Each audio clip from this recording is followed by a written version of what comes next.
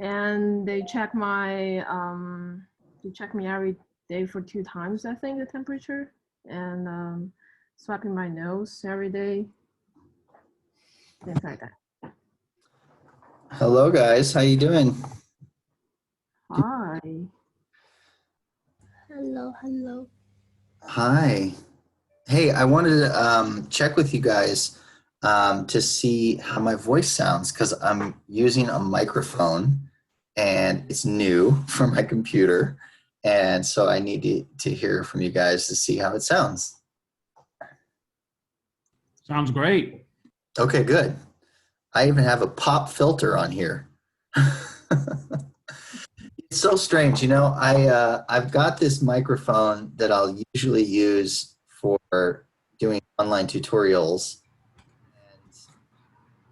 And here it is, midterms of online class, and I just never thought like, oh, maybe I could use that microphone I have in the closet for my Zoom calls. I've just been using my computer speaker. So anyway, I hope it's an improvement. It's nothing I'll be able to check until the end of the class when I get to rewatch the recording. So if it sounds really weird, please somebody let me know it's okay, you know.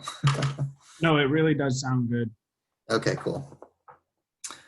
James, you feeling okay? I was looking back over all your notes and stuff. You pulled it together. Are you feeling back tip-top shape, or what's going on? Not at all, actually. Really?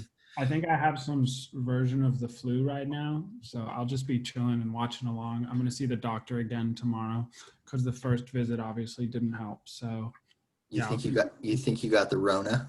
No, I got tested. That was the first thing I did.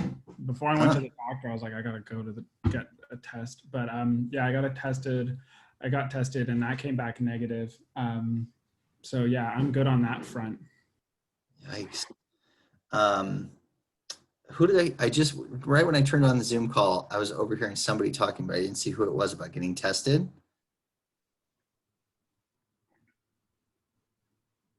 Huh? Was that Chloe? I was talking to Sarah about her quarantine. Yeah, okay. I came back to China and now I have to stay in hotel for 2 weeks during for the safety. So. Oh, okay. Yeah. So what do? They check you in the morning. They come to your room and stick it to your nose? No, I just send my hands out the door and then they test my temperature and doing the swabing test. That's it. They're not gonna touch me. Guy.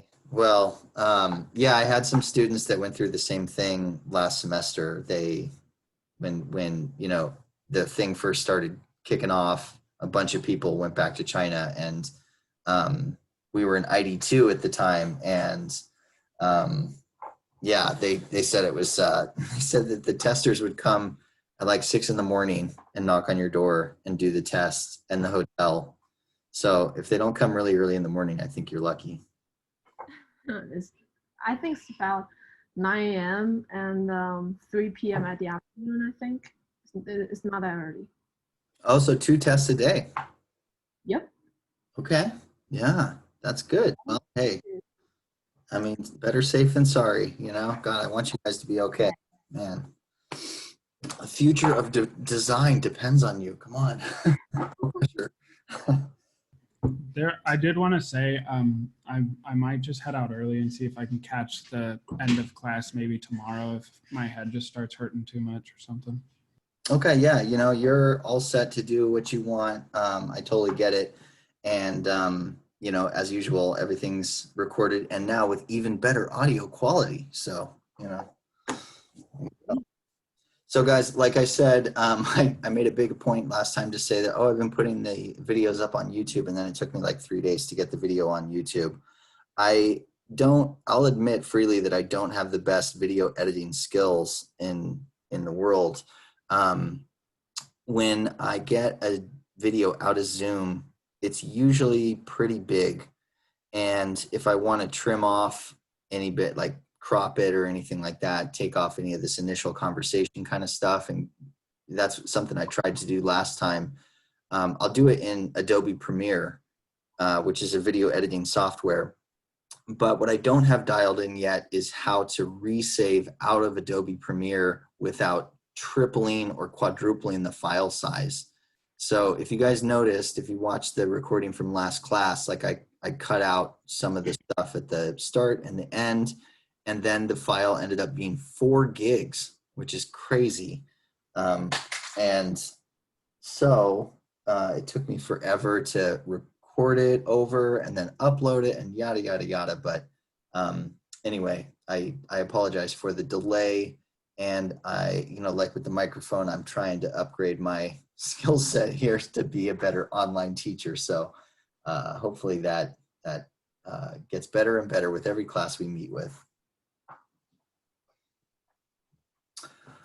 Nico, I just, let's see, Nico, are you there? I just emailed you Yeah. your AI file.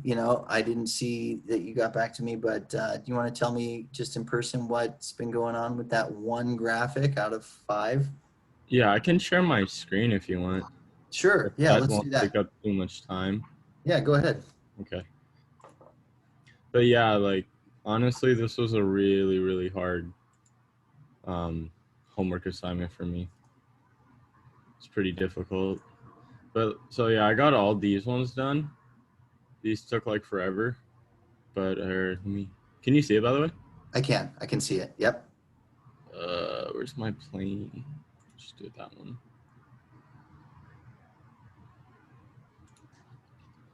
And then like I have like 5 different versions of it. It's just called Arrow Circle. I think this one's like the latest one.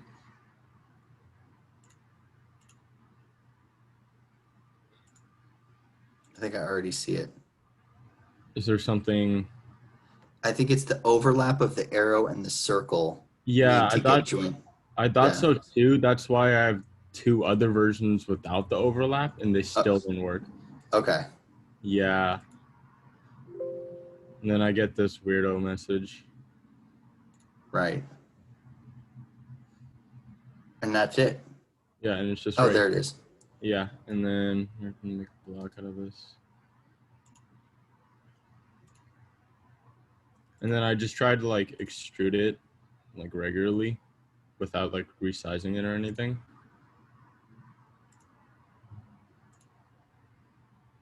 It's right here, I think. And then look, it doesn't shoot up at all. So what about using the selected contours box, that blue box on the left side? Uh-huh. If you click in that and then you click inside the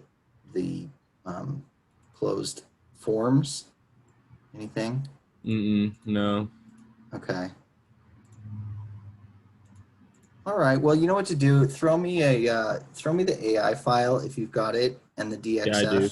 and I'll take a good solid run at it. And I did this with Harish over the weekend, and I'll send you a little video if I can get it to work. So, and then Okay, if cool. we want, if we find out anything beneficial to the whole class, then I'll share the video with the class, because I've had this happen before in the professional world. Like when I was doing stuff with Life Factory, they sent me their logo in AI format, and I could get all of the letters of their logo to Boss Extrude except for the Y at the end of Life Factory. And so I had to hand draw. Life Factor. Yeah. I had to hand draw the Y in Illustrator and then import it in as its own DXF file. And so for all these files going into the engineer and everything, I had to send a special note along with the files to say, okay, when you look at the logo and everything, you're going to notice that the Y is a separate entity. And so please understand that that's just me. And yeah, I specifically even made a pitch to the supervisor at the time to make the logo smaller than they had wanted it. I was like, it's a design trend and it's going to look a lot better and bring a lot of emphasis to the form of the bottom of this water bottle if we make the logo smaller. And it was totally just me because I had to hand draw the Y and I didn't want anybody to spot it. And so Yeah. It didn't work, did it? Yeah, so this happens. We'll look into it and we'll figure it out, and then we'll tell everybody what happened. But really good work. You know, Right. Mo, you had mentioned that you had a nightmare time with this project as well, and I could have swore I was giving you guys an easy homework assignment. You finally got a hard one. Mo, what happened with you, buddy? You said saving out the, let's see, saving the step file from Rhino, or for Rhino went forever. It took forever. Tell us what happened. Yeah, it's well, it's actually when I when I hit the save as button in SolidWorks and translate it to the let me see, the parts uh, the parts file, like doc p step Yeah. file, yeah, to the Rhino, and everything just suddenly shut down, like frozen. And I was like, what happened? And I just wait. And I think almost, I don't know the exactly time that I had, but yeah, it's everything frozen. Interesting. After I got your email and we talked a little bit online, I tried to, kind of run through it myself. And I did find that with the full circular pattern and the pattern of the pattern with the fillets and everything going, the transfer into a step file from the native, a file that's like a Rhino file in Rhino is called a native Rhino file. SolidWorks. So the native file transferring into step did take, for me on my computer, it took probably about 10 minutes. I had to basically leave the room, but I saw that it did take a long time. So I can imagine if you've got, I can imagine why it would take a long time. There's a lot, I mentioned in the tutorial, there's a lot of geometry that goes into those circular patterns. And there's just a lot of 3D information to churn through to transfer that into a drawing exchange format or a step file. And so it can take a long time. I've had it go the other way too, where I've had clients send me like a 3D scan, and that'll come in as like a point cloud. And the point cloud files that I received, I was doing, let's see, I think it was again for Life Factory. I was doing their water bottle cap for their original 16-ounce water bottle. And they had a problem with their factory and they needed new CAD, and they didn't have the original CAD, so they needed me to redo it. And so somebody in their design team convinced them the only way to get the CAD was to do a 3D scan. So they hired some guy with a 3D scanner to do a 3D scan. And this was probably 5 years ago when 3D scanning was good, but it wasn't as good as it is today. So the 3D scan was choppy and it came in as a point cloud, and it was taking me an hour and a half just to open the file in SolidWorks. And then what it came in as is a bunch of points, single points, not even curves, but single points floating in space. Each point was an individual item in the design tree, and it was like 50,000 points. So the design tree was 50,000 things long, and I would have to scroll down through all of them and then group them all together to get the thing. Oh my God. And I ended up just zooming out on the point cloud, taking a screenshot of it, saving it as a JPEG, and starting a fresh SolidWorks file and just using the point cloud side view and top view and bottom view as like we're doing in class right now, just tracing over the image to get the form. And when they asked, I was like, yeah, the point cloud was great. Yep, worked like a charm, guys. Good job. Again, I'm a very shifty designer, Is that called white lie? Yeah, it's called getting it done. That's what I do. Job done. You hire me and get the job done. And they didn't. They were happy and they thought their 3D scan was good. And I mean, they could have snapped a photo with their iPhone and given me more information, but yeah. Okay, well, cool. Mo, you said that you talked to somebody else who had the same problem. Was that somebody in this class? Yeah, I think Chloe, we both have been through a really hard time Yeah. for waiting for the translation things done. Chloe, how did it go for you?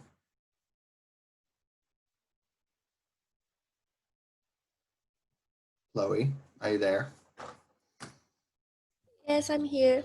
Hey, Sorry. Chloe, Mm, did you have trouble transferring your files into step files?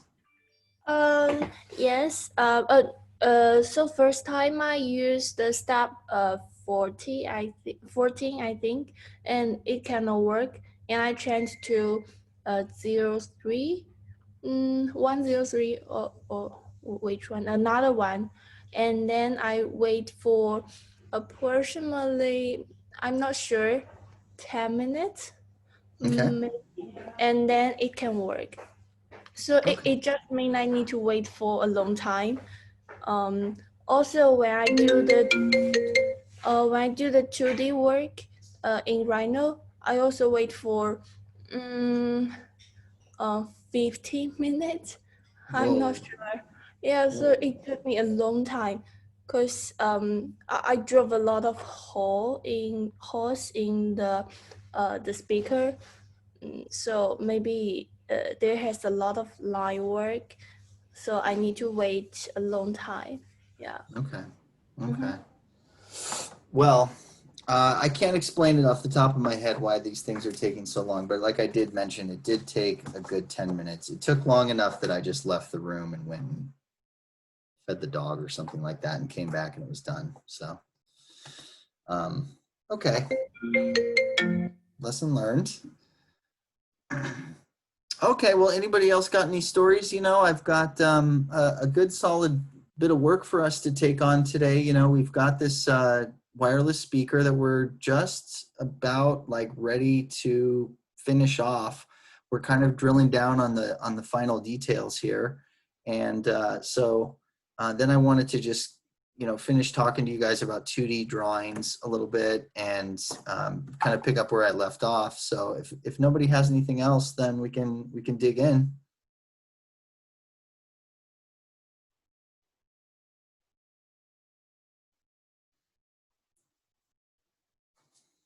Well, good. Okay, so let's do that. Yes? Sounds good. Yep, Cool. sounds good with me. All right, guys. Let's Green and show you what I got kind of set up. So here we are. Emails done. Okay, so here's where we were. Let's see, this is where we left class last time in SolidWorks as far as this thing goes. So that's that. Let me actually jump over to Rhino because I kind of wanted to finish off where things really kind of screwed up last time, right? I had tried to add some specs to this line work from, remember, if you guys remember from last week, we took a revolve and we put it in SolidWorks, we took it back to Rhino, we edited it in Rhino, and then we took the line work, and I was trying to add dimensions to this. And so I went to the drafting tab and I took linear dimension and I set a linear dimension here and we got this problem. And in class, I was kind of stuck. I was like, I had done some prep before class and it worked like a charm. And so then in the kind of flow of class, I didn't really have a good plan. And it was actually James, I look back at the video and James, you came through with the perfect advice. You caught the solution that I had kind of glazed over. So there's tabs to edit this dimension just right in the edit box for all dimensions. So when you laid out a dimension, you can double click on it and you'll get this edit linear dimension box that'll pop up. And the issue that I hadn't caught on to last time was this one right here, model space scale. So this is actually set to 10 right now, which I think means that for every 1 unit of model there's 10 units to the scale of the dimension. So when you change this from 10 to 1, it scales the dimension down proportionally. From there, you can even go even further. You can change the type of arrowheads that go into the drawing. And then if you expand this out just a little bit further, there's an arrow size wheel right here where you can change this from 3 to 1 to get it even smaller if you want, or if you want to go even smaller, you know, 0.5 is pretty clean. So, you know, that's the name of the game, the thing that I didn't have locked in for you guys last week. So I kind of wanted to just correct that and make sure you guys have that information in your heads there. So there's also the height here that I'm just editing down from 2.5 to 1 millimeter. So that, you know, it's manageable and it's proportionally the same as it should be for the model. So, so I would just encourage you guys to, you know, take a look at the kind of details you get in this edit box here if you haven't already.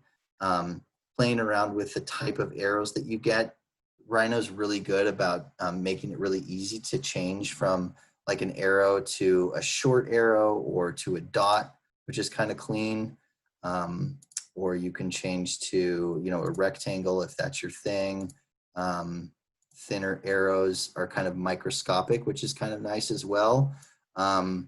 It would be a good recommendation to kind of find your favorite and stick through it, you know, so that as you build your portfolio over the course of class and well, just as you build your portfolio over the course of the ID program, your drawing files and your specifications that you add to your renderings and to your process books and to everything that you do all looks consistent. That way, when you graduate, you won't have that nightmarish situation where you have to go back and redo stuff so that everything looks clean. So, you know, this little slider down here at the bottom is the name of the game, and it's really nice for setting up really clean drawings. And so that's what I just wanted to get you guys so you have that. So anyway, so, you know, I mean, you guys had this for homework, and some people gave me proper line work without dimensions, and then other people figured it out on their own and gave me dimensions. So without calling anybody out, if you didn't add dimensions, make sure to get that done. You know, that's something you should practice and something that will make your work look a lot better. Just one more time to kind of recap, you know, any line work that you do edit in Rhino will all be stuffed into a specific type of folder that's called Make 2D. And this is, you know, kind of how things are organized.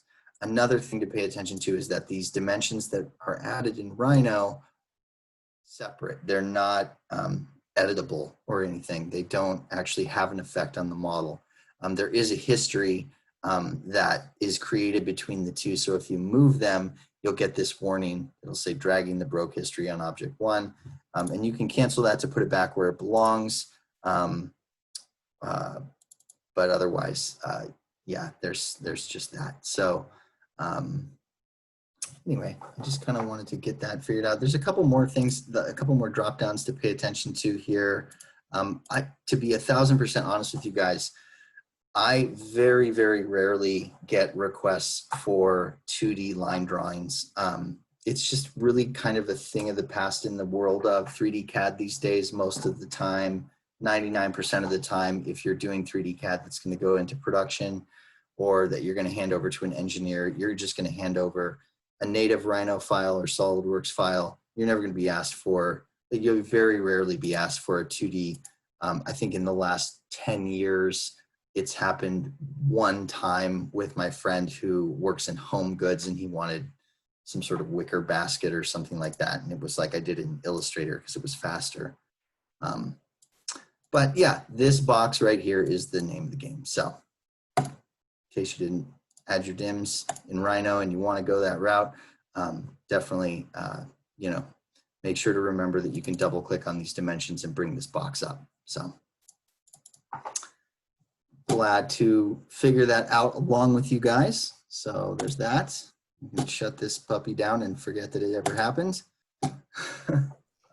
Jim, you mentioned speed and how that's a factor in which program you choose. Like if you were to do this Bose speaker as a professional job, like how long would it take you? I think it would probably take me, I mean, as an initial concept, like we're doing here, that doesn't have wall thickness or interior guts or anything like that, it would not take me long. I could probably do something like this in, you know, a couple hours, maybe 4 hours, maybe. But you know, that would be pretty rare. I mean, I think to have this much detail figured out. The thing like having the graphics and everything handed off would be, you know, the kind of thing you'd receive from the graphic design department. The level of detail that we're building into this thing is not really like initial concept level. So every little detail here that we're building would take honestly weeks of back and forth. You know, the amount of speaker grill that you add for the amount of speaker that's stuffed into this thing would be a big conversation back and forth with the audio engineers and everything. What we're going to be working on today is dealing with the bottom end of this thing. So this is the practice version that I've got figured out. So the connection between this speaker and the bass is another thing that would be completely defined by the electrical engineering team, and it wouldn't be included in an initial concept CAD file. It would be roughed in, and you know, you'd blur it out with Photoshop or something, and you just have a call out in your sketch that would say, you know, connection point here. You know, you wouldn't have to go in and drill in and build all these little connector points. So that's why I say it wouldn't take very long, is because we wouldn't have to build in all of this stuff. The final CAD model that would be handed off to engineering, I think could take a couple weeks. I mean, once all the decisions are made and everything is approved by supervisors and by all the different departments, and it's like the design is dialed and the font size for all your graphics is figured out, and the number of holes and the fillet size here has been decided on and argued over and all that stuff. Then you're going to have a laundry list of requirements that the model needs to meet, and getting everything right and getting everything approved to hand off to the next person is a really, really long process, and a boring one as well, where you have to have meetings and check boxes and stuff like that. So initial concept, 4 hours, final model, maybe 4 weeks, maybe a month of proper CAD and checkup, and back and forth too. Sometimes the engineers will throw it back at you and go, hey, this needs to get figured out. It's not my job. You go, cool. And that's why engineers and designers don't get along. Because they're like, you know, I already finished that. No, it's your job. No, it's not. I'll do it. You know, so. Cool, thanks. Yeah, yeah. So what I wanted to kind of get us going on today is figuring out this. This is a pretty kind of small detail that we're going to work on, and we're going to punch a hole in the side of this thing and split it out into different bits, and then we're going to add this loop over the top, and then we'll get down to this thing as well. So I had sent you guys all an email with a picture, which is here. You guys take a look in your email, you're going to see this picture. Let me just edit that so we can kind of see what that picture is. Take your time, you can see what it is. I would just, if you don't have your images that I sent you for when we started the project, then you can go into your email. This thing is severely cropped and only shows a portion of what we have to build, but it's definitely enough for us to kind of get started. So just make sure you have this on your desktop or somewhere near, so that when we do get to this part, we can all follow along with each other, or you at least can get started on your homework right away after you watch class go down. So. Okay, and then this is the file that I was working on in class with you guys, so you can see how far along I am. Oh, no, this is yours, Nico, sorry. Let's my work, dude. Where is it? Yeah, speaker in class. Okay, so this is where I left off last time. So we've got the base to do and we've got the handle to do. But there's also the topic of how to do 2D line drawings in SolidWorks that we have to take on as well. So I'm actually going to just make a little part here in SolidWorks from scratch, and you guys don't have to follow along with me. In fact, I'll just make this part for you, and then after class I can send it out and you guys can you know, take it on as part of the homework assignment to make a little spec sheet here in SolidWorks. So just kind of fair warning to everybody that doing specs in SolidWorks is it's harder than in Rhino. It's a lot less free, and you'll see. So it all starts with a 3D file first. So I'm just gonna kind of knock this thing out. I got a little sketch to follow, and I'm gonna go to my front plane here, and I'm just gonna draw this thing out. I can actually show you where we're headed though. Hopefully, did I throw it out? Yeah. Okay, so I have both of them. So let me show you where we're gonna be. So this is just the part that we're gonna build. It's nothing special.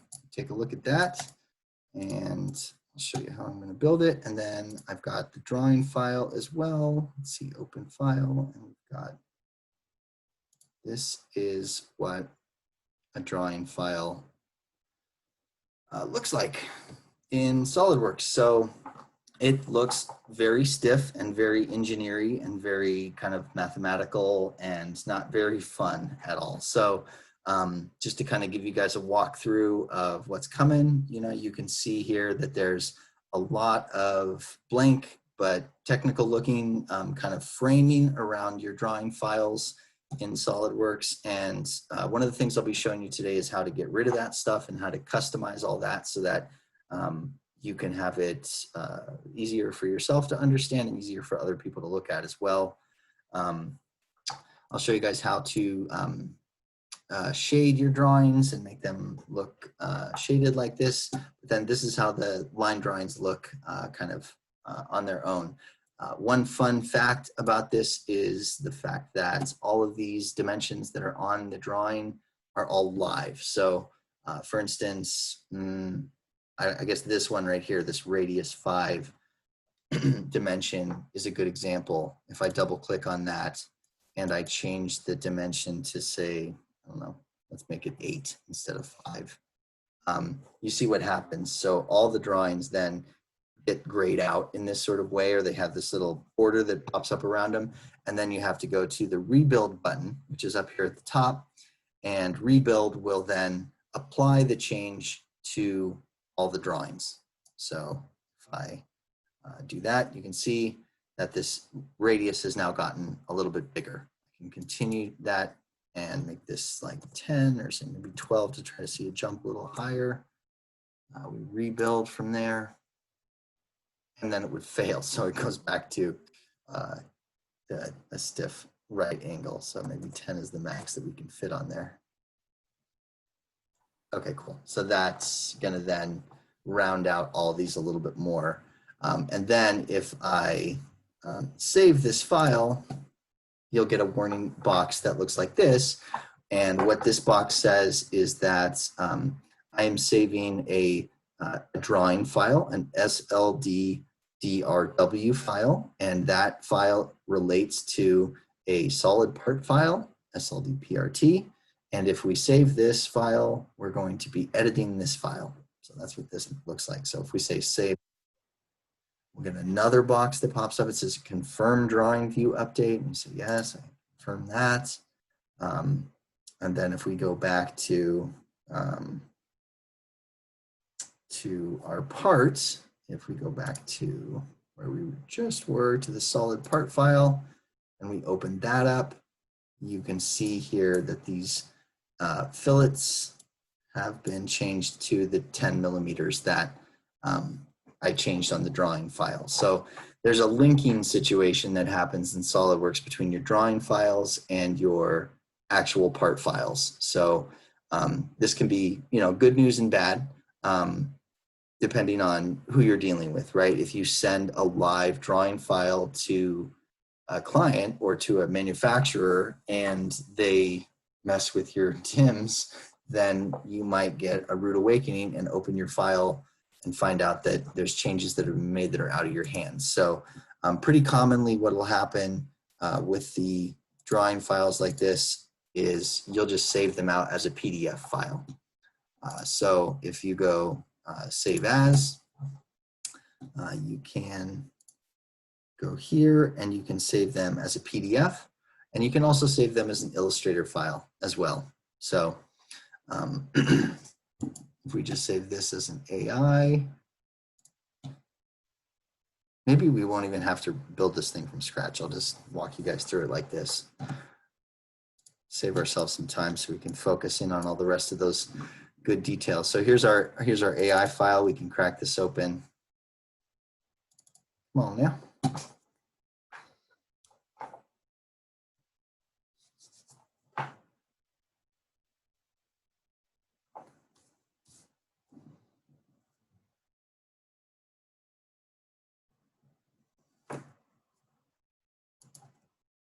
Okay, so here's your file now in Adobe Illustrator.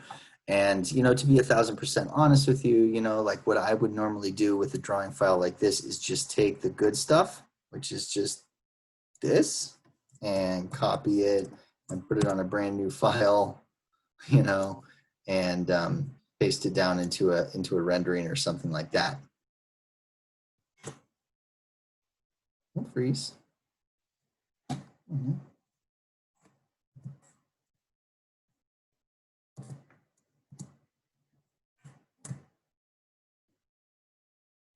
Right, see, because for most of the stuff that you guys are going to be doing as students, you're going to have your studio teachers asking you for 2D line drawings, and you're going to have specs and everything like that.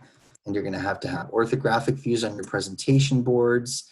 And for most of that, all you really want is, you know, something that looks technical and something that calls out the dimension. So you don't really need all of this border stuff and all of this stuff as well. It's nice to have that kind of thing, maybe sitting off to the side of a design presentation. So, you know, when there's not a pandemic, you know, we'd be having in-person critiques, and it's really fun actually to have a stack of specification pages like this, spec sheets like this, to hand out during a critique, because then what'll happen is it's like everyone will get distracted by the handout and they're looking down at the handout instead of staring at you while you try to present, and it kind of takes the nervousness out of stuff. So that's another benefit of pages like this. But so I'm going to walk you guys through how to make a file like this in SolidWorks, and you see the benefit of being able to get it into AI. One thing that I struggled with quite a bit setting this up for you guys was just how to get a standard printable file, like an 8.5 by 11. One of the things you'll see in SolidWorks is that when you get into the world of engineering drawings and spec sheets, there's a lot of industry standards that industrial designers don't know much about, and we don't deal with that very much. It's kind of a different world. So just trying to figure out what an 8.5 by 11 is in the world of engineering took me a couple of Google searches, but you'll see. And just to let the cat out of the bag, it's called an ANSI. It's ANSI, ANSI A file. So you'll see.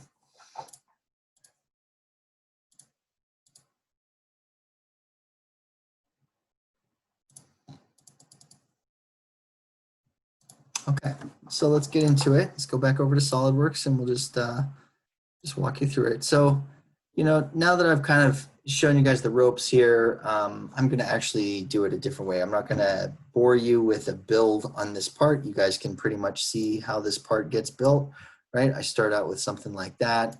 Here's your typical sketch. It's an L shape. But when I do the initial sketch, one of the things that I do here is I very specifically I add dimensions to it. So one of the takeaways you need to know when you're doing specs in SolidWorks is that the specification, the dimensions, they will be generated by what you add into your 3D file. So you want to add as much detail as possible into your 3D file and all your 2D sketches in your 3D file as possible. So it's a little bit extra pressure to really use the Smart Dimension tool to try and get as much detail as possible into every sketch that you make. So from here, I then did a boss extrude right off this top surface. Okay, and the boss extrude is right here. And you can see that it is like 40 millimeters high. Yeah, 40 millimeters high. The sketch itself has a dimension on it, which is 40 millimeters as well. So it's 40 by 40.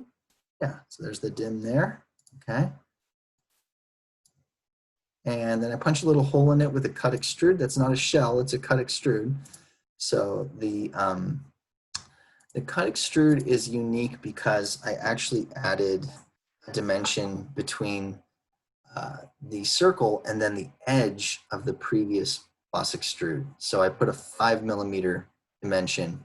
So that means no matter how big I make this item, the sketch that's running the cut will remain 5 millimeters away from the edge. So if I were to go back to, say, this guy here and edit it,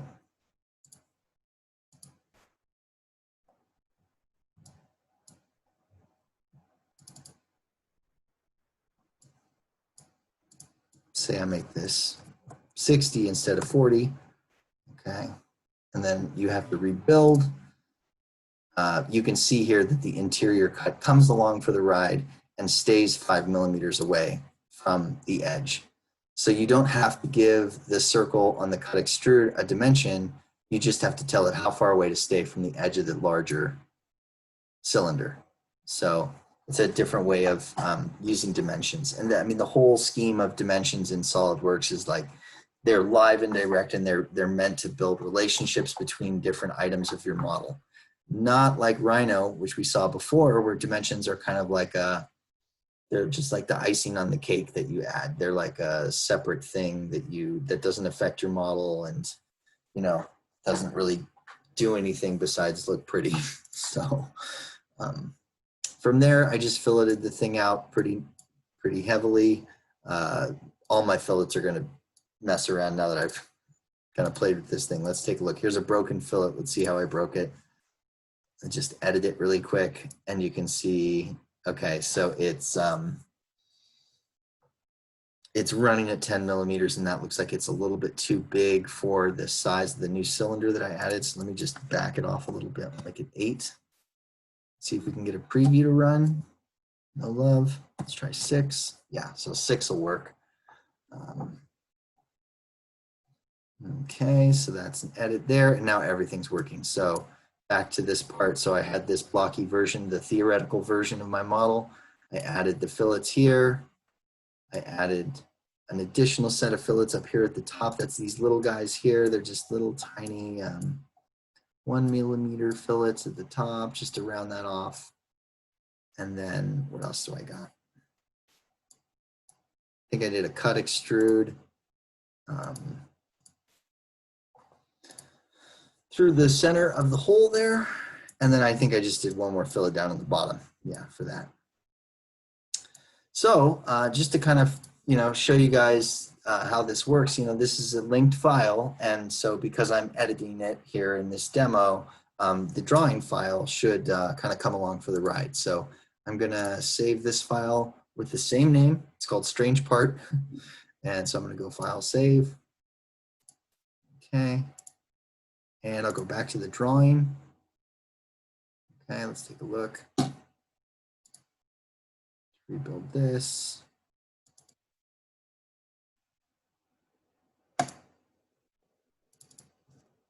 And it looks like the edits that I made to the model have shown up. You can see that this is 60, And you can see here that the fillets have changed, but the dimension that was running on the fillets is now not working anymore. It's turned this color here, which I call baby shit brown. That's a very technical term. But yeah, you can see that color. If you ever see that color in SolidWorks, it means that there's an error with the dimension, or sometimes you'll see that color on a sketch relation, and it just means this ain't working. So when you ever see something like that, you can just delete it. Everything in here is deletable. And then the way to get this this back here is hopefully to just go model items. And I'll walk you guys through how to do this with a fresh file here, but there's the new dimension for the radius. There it is, 6 instead of 10. So yeah, so the moral of this little bit here is just that I edit the part, the drawing file comes along and updates as well. So they're completely linked. So it's, you know, if you know you have to do line drawings or really technical specs or something for a project, sometimes it's nice to just, when you start the project, you know, if you're maybe just at the first step of a model, like you're back here at this point, you go ahead and make a new drawing file. And then as you build the 3D file, you know that the drawing file is saved on your computer. And when you open it up at the end of the project, it will update with all your details. It's a risky move, but it's possible, okay? And super SolidWorks pros out there, engineering type people will do that, so. So what I wanna do here is just kind of get you guys from 3D part into a 2D drawing file. So let me close the drawing file that I have made.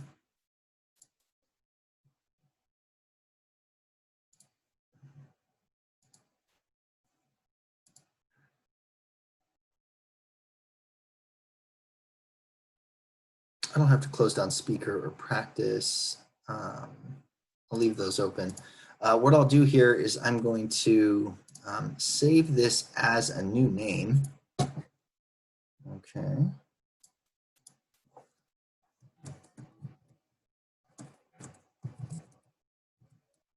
Class demo.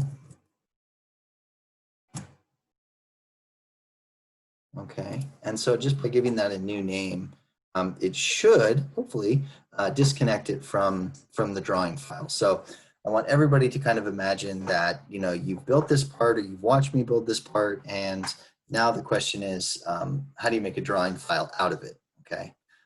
First of all, we should remember that in SolidWorks, if you go to File New, you'll see a box that looks like this, right? And you know, drawing files are here. They're one of the 3 types of files that SolidWorks can make. So whenever you sit down to make a file in SolidWorks, you have the option to choose a single part file, an assembly file, or a drawing file. And so if you want to start a fresh drawing file, you can do it from the File New dropdown. If you already have a 3D file that you've been working on and you want to make a drawing file out of that, you go to File and Make Drawing from Part right here. Okay. Now, this is the kickoff of, you know, starting up a new drawing file. So I mentioned before that the letter size, the 8.5 by 11 page, is the first one in the mix. It's called ANSI A. And I like landscape better than portrait, but you can see some of the different types of templates that are available here. They look very foreign, at least to me. There's a width and height, but it's in centimeters only. I could not figure out how to get this to display in inches. So that's another aspect of just how strange and foreign this is. There are some very odd looking ones. Here's a good example of a kind of tall portrait style drawing template, which I just don't know what you'd need. Maybe if you're designing a lamppost or something like that and they want to see specs at the metal foundry, you know, who knows? But There's a ton of these in here. For me, I like to use the 8.5 by 11 because I like to be able to print them at home, and I have an 8.5 by 11 printer, and I like to be able to email them to people that most likely also have the same. So if anybody ever asks you for a specific file type, likely it's, or template size is what I meant to say, it's a specific template size, it's probably listed in here amongst all of these strange ones.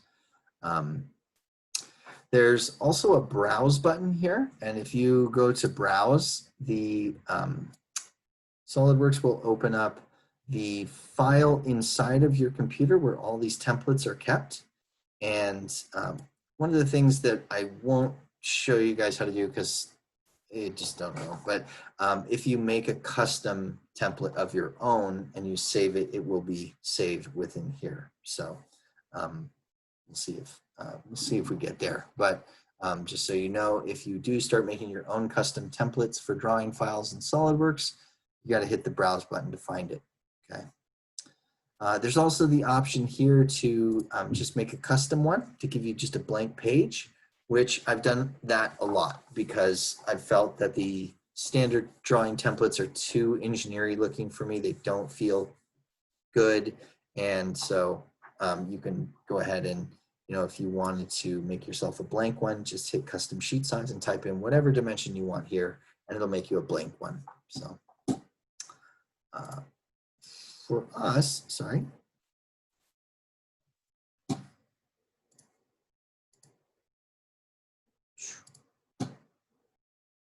For us, we just want this one, the 8.5 by 11. And so we're gonna say, okay. Okay, cool. So this is what pops up when you use the make drawing file from part. So when you go directly from a 3D file to a drawing file, you're gonna get this. Okay, this is what comes up. So this view palette window should be open on your right side, and you can just grab these views in here, and you can just kind of pick them up and drag them right in there as needed. And this would be like your side view. And then as you drag your mouse to the right, it'll give you the back view, and then to the left would be the front view. And then if you drag up, you get the top view, drag down to get the bottom view, and you drag up at an angle to get a 3D isometric view. Okay. Now this comes in at a scale of, I think, 1 to 1. There's ways to change the scale if your part files are not fitting on the page. So I just wanted to show you guys what that palette is all about. And that thing will only pop up when you go from a 3D file to a drawing file. Hey, Jim. Yeah. On the bottom right, it says scale 1 to 2. Is that like inaccurate, or is that like a default? That might be a collected scale from the last time that I did this. So you can change the scale by selecting all of these items. And once you have them all selected, there's a scale button over here on the multiple views property manager. And there's use custom scale. Let's see if we go 1 to 1. You can see how big this thing is. So this is 1 to 1 scale, actually. Yeah, so this is, it captured the practice work I did for this. So this piece, this item, the strange part that I built here is pretty big for a 8.5 by 11 page. So in this specific case, I had to scale the drawings down to 1 to 2. And so that way that works. Yeah, you just select each part, and then you can change the scale to 1 to 2. And when you come over here, after changing it on the left side, you click in the window and it will scale them down. It doesn't actually scale the size of the 3D CAD file, the 3D file. It just changes the size of the line work on this page. So I could go again and grab each one. This part's kind of important for if you're trying to get a big item to show on a small page that's printable. You can change this custom size to anything that you want. 1/5 would be super small, you know. It's up to you. Cool, thanks, Jim. Yeah, sure. So that's just one way to bring in your 3D file into the drawing file. So I'm going to do it a different way next. I'm going to do it the other way. In fact, you know what I'll do? I'll just close this whole file. I won't even save it. Just go, don't save. We're just going to disconnect the whole link between this 3D file and then the new drawing file. So what I'll do is I'll actually just go File, New. And I'm going to say I want to make a new drawing file. If you don't see a box like this, you might see a box that looks like this. This is the advanced version of the open dialog box in SolidWorks. I guess with novice users, they assume they like big shiny buttons, and with advanced users, they think you can handle just words. If you want to make a new drawing file, you just click Drawing, and you say, okay. This box pops up again. You choose the template you want, and you say, okay. Notice now, because I didn't use that file save part as drawing file link that I did at the first one, this time I don't get the palette on the right side. So what I will get is a model view dialog box here on the left side. And then what SolidWorks is going to do at this point is it's going to read the open files that I have, which is quite a few at this point. And it's going to try to ask me which of these open files do I want to add into my drawing file. So you can see here that it's found speaker in class, speaker practice, and also the strange part. So I will get rid of all these. I'm just going to actually X out of that, and I'm going to go view layout, and here's the button for that. So you can go model view, and I really want to, so I'm going to highlight strange part. It's the one that I want to bring in. I'm not figuring out how to remove these. They should go away, but they don't. They're not. Model view, strange part, new in class, and I'm just going to hit OK. Now what happens next is that this will change around a little bit, and there's an orientation section here which allows you to choose multiple views or all the views possible.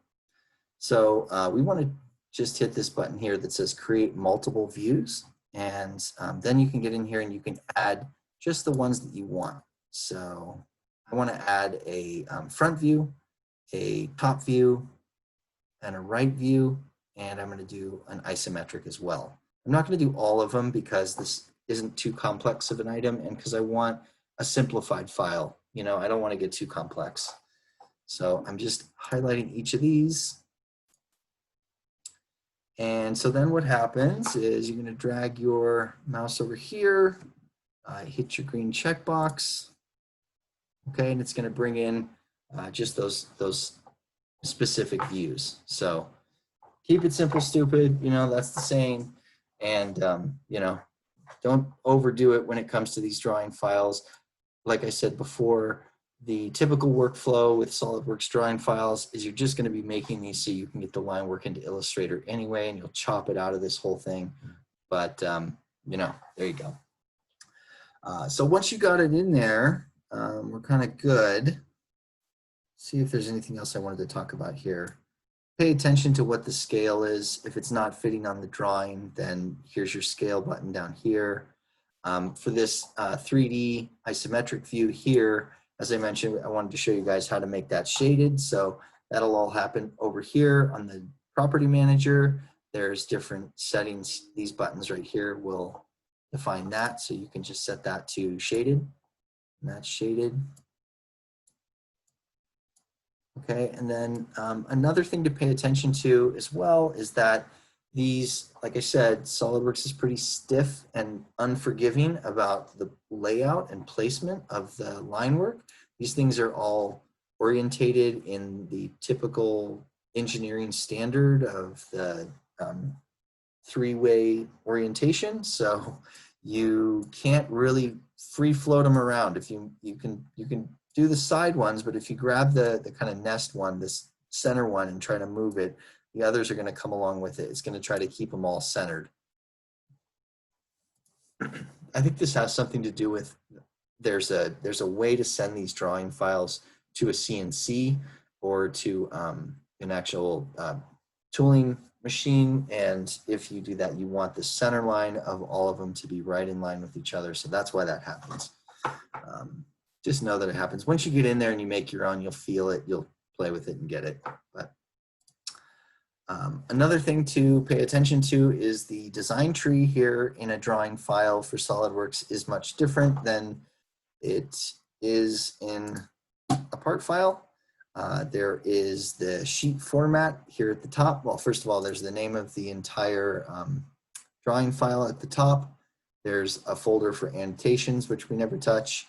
There's the entire sheet, and then there's all the items that go on that sheet. So one of them is the sheet format, and you can right click on the sheet format and you can say edit sheet format, and that will hide all the model and give you access to all this stuff down here. So if you wanted to say, change the name to, my part R1, you can edit this stuff here. If you want to take out any of this stuff, like all of this stuff should be editable right here. Trouble is, you got to click on it to get rid of it. So you can see the kind of tedious nature of this, deleting these individual lines. And if you pay attention to what's on here, you can see here that a lot of this detail is the kind of thing that would only be understood by an engineer. Some important stuff is like, do not scale the drawing. That's something you might want to keep in the mix. And this is always a good one to have on any files, just because it looks, really serious. It says proprietary and confidential, makes you look important. But the rest of this stuff is editable and removable. Any part of this can come and go.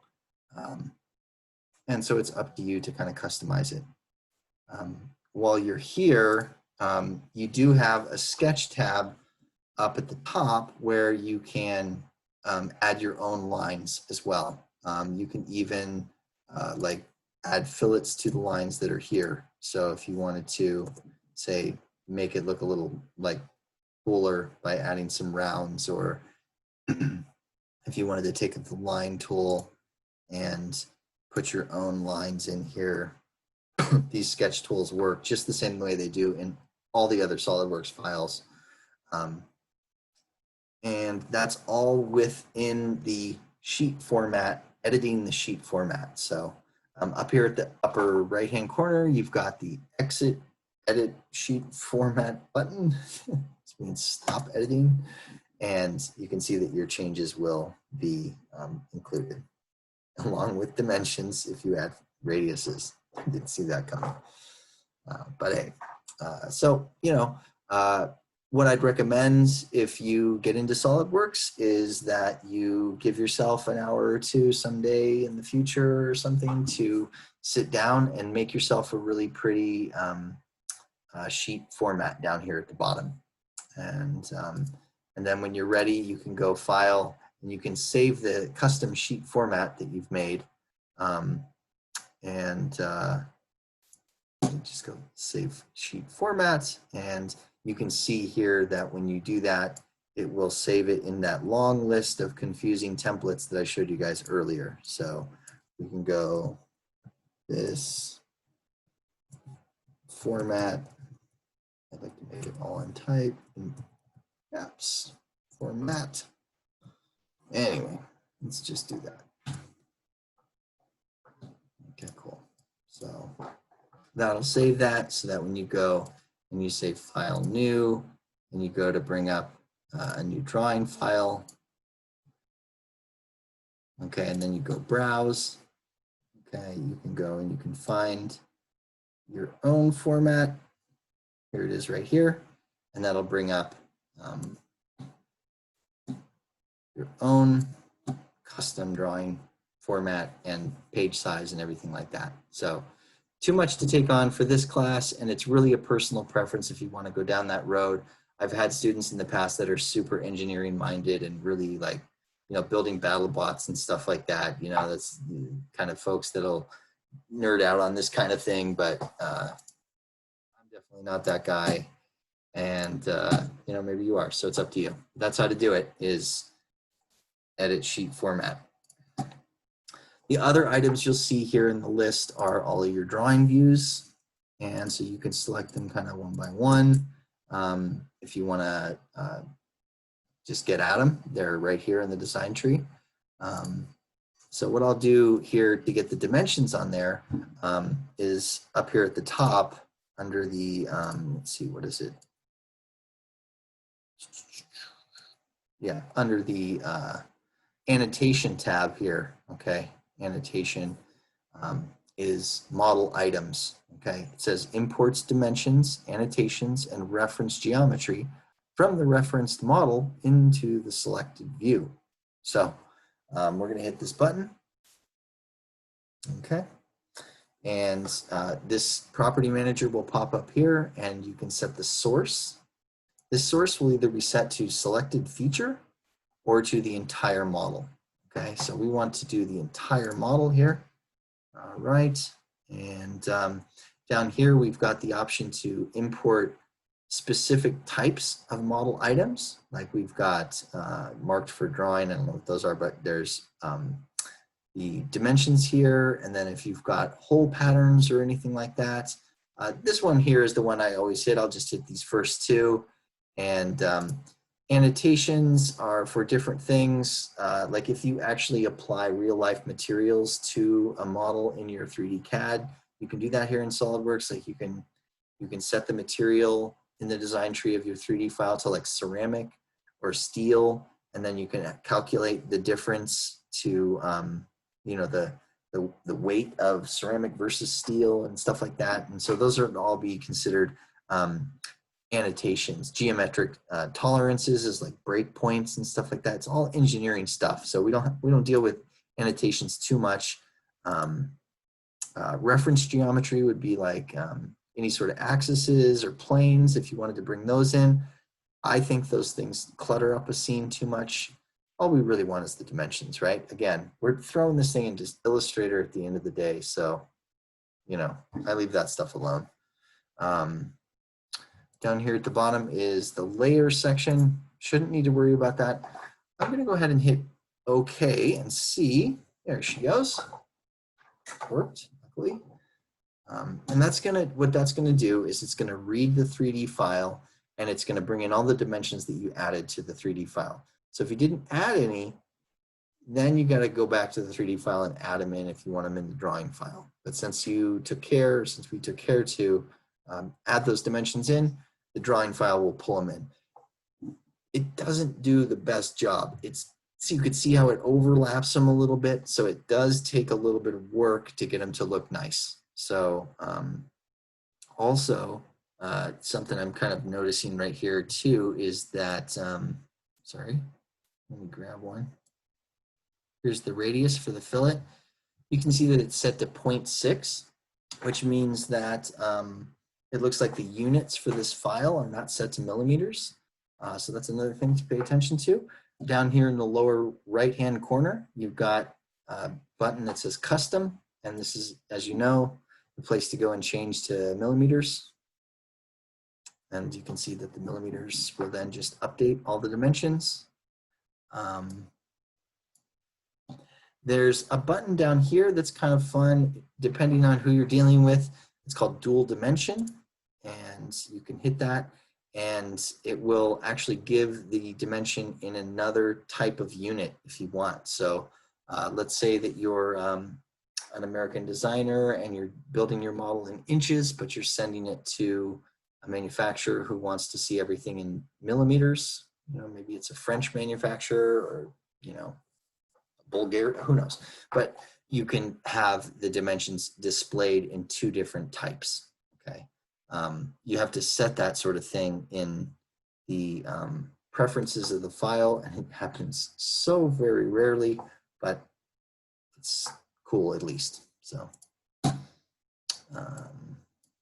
yeah, I'm just going to kind of dig in on this thing a little bit and just try to organize these so that we can see what we get. So you see that it does take a little effort to kind of get them to be seen clearly. And when you make your own on this, when you make your own drawing file, you're gonna feel kind of what I'm feeling right now. They're not like, you know, easily slide around. They're snappy and they kind of like have their own kind of attitude as you move them around. But you know, just like we kind of saw when we first started class today, you know, these are all live drawing. They're all live dimensions. So for instance, up here on the top of this tube here, I've got a 1 millimeter radius, and I can click on that and I can change it to 2 millimeters, or let's say, so 3 millimeters. Everything gets shaded like that, and you have to hit rebuild to rebuild. And if it works, you'll see a difference. If it goes back to no detail, that means you overdid it. So back that off to 2 maybe, and rebuild. And looks like, yeah, you can see a 2 millimeter fillet is almost a full round on the top. So Jim, I have a question. Sure. So if you only have one sketch dimension in your solid parts thing and you're like, okay, all I need to make sure is that the top's 1 inch distance, does that mean that you'll only have one dimension showing up on this? Like you need to have all your sketch dimensions done for your item before you put it in drawing? Is that what you mean by dimensions? Yeah, that's what I mean. You kind of have to plan it a little bit and think like, what dimensions do I really want to show, you know? Because what I think you're really looking for is like Alex says, okay, I want dimensions. I want to know width and height, you know? And so you go, fine, you know, you throw that in. The benefit of adding a lot of dimensions in your 3D file and making a drawing file is that they're editable back and forth. But yeah, if you try to add dimensions that are not in your 3D file here in a drawing file, I'll show you what happens. So up under annotations here, there's the smart dimension tool, the typical one. And if we click on that and we go here to like the side of this and we pull off a dimension, you'll get something called a driven dimension, which is, it shows up as gray. So let's say you build a 3D file and you're like, oh God, I have to show dimensions on this thing. I don't really want to go and have to dimension everything out. You can import the line work, make the drawing file, and just have gray dimensions. They're just not editable in the same sort of a way. So if I double click on this, you see that nothing really happens. So it's called a driven dimension, and it's not linked back to the original file, but it'll still measure the edge. So if your deliverable is like width and height, you can always add more dimensions. They'll just be gray. That's all. And not okay, cool. Back, yeah. Thanks. Yeah. Right. So there's our drawing file. Let's see, what else do we need to know? Gosh, there's a ton more to talk about on this. A lot of it's kind of over my head. I mean, there's a million, under the drawing tab here, there's a bunch of really nerdy engineering stuff like auxiliary views and cutaway views. Here's a section view, which is kind of cool. You can like get in here and you can like cut your model in half and it'll show like what the thing looks like when it's cut in half. What else? There's removed sections, like if you've got holes inside of walls and stuff and you want to do a little cutaway, you can do all that. I'm really, for an intro to 3D CAD class, it's over your requirement, and it's really like not something I've come across in my career ever since graduating in 2005. So I do know that like when I've done competency exams for SolidWorks, which I've done before, like at one point in history, I did know a lot about break views and crop views and stuff like that. This is stuff you're all tested on if you try to get certifications in SolidWorks. Broken out section, like what, you can see what these details look like, but I think it's none of it's very hard to learn. It's just to give you guys a demo on it. I would have to fumble around too much. So, but rest assured, there's cool stuff that drawing files can do. And when you make a really complex one, it is impressive. I've gotten some really impressive ones from some engineering folks I've worked with over the years. And it's like, wow, that's what those are supposed to be about. But we're just trying to learn to do 3D CAD in general here. So I think that's about it as far as our drawing file. Once again, so we're going to just save this file in general. So we'll save the drawing file. We'll get the warning that says, hey, you're working with a part file. You're saving the drawing file. They're going to be linked. So that's what this box says. All. And we're going to update the drawing view. Okay, that just means that since we changed around some dimensions and we changed around the position of the drawing view, we want to update that. Say, okay, here's the actual part where we get to name it if we want. It's already named, so just keep an eye out for that DRW at the end of the extension to know that it's a drawing file. And that'll save that, and that's our drawing file. Don't forget, if you want to save it as something else, you've got access to, I'd say, a good amount of stuff, right? You got JPEG if you want a JPEG, you got TIFFs, all the typical 2D formats are kind of here. AI, PSD, oh my gosh, PSD, you want pixels, you got it. PDF if you want that. Let's do a PDF and see what happens. So I'll close this now, and I'm going to close this now. I want to see my PDF. Let's see. Where'd it go? Okay, so here's my PDF. Let's open it in just Acrobat to see what you get. All right, here's PDF. Looks mildly technical. Another fun fact about PDFs, if you guys don't know, you can always open them with Illustrator, and most of the time,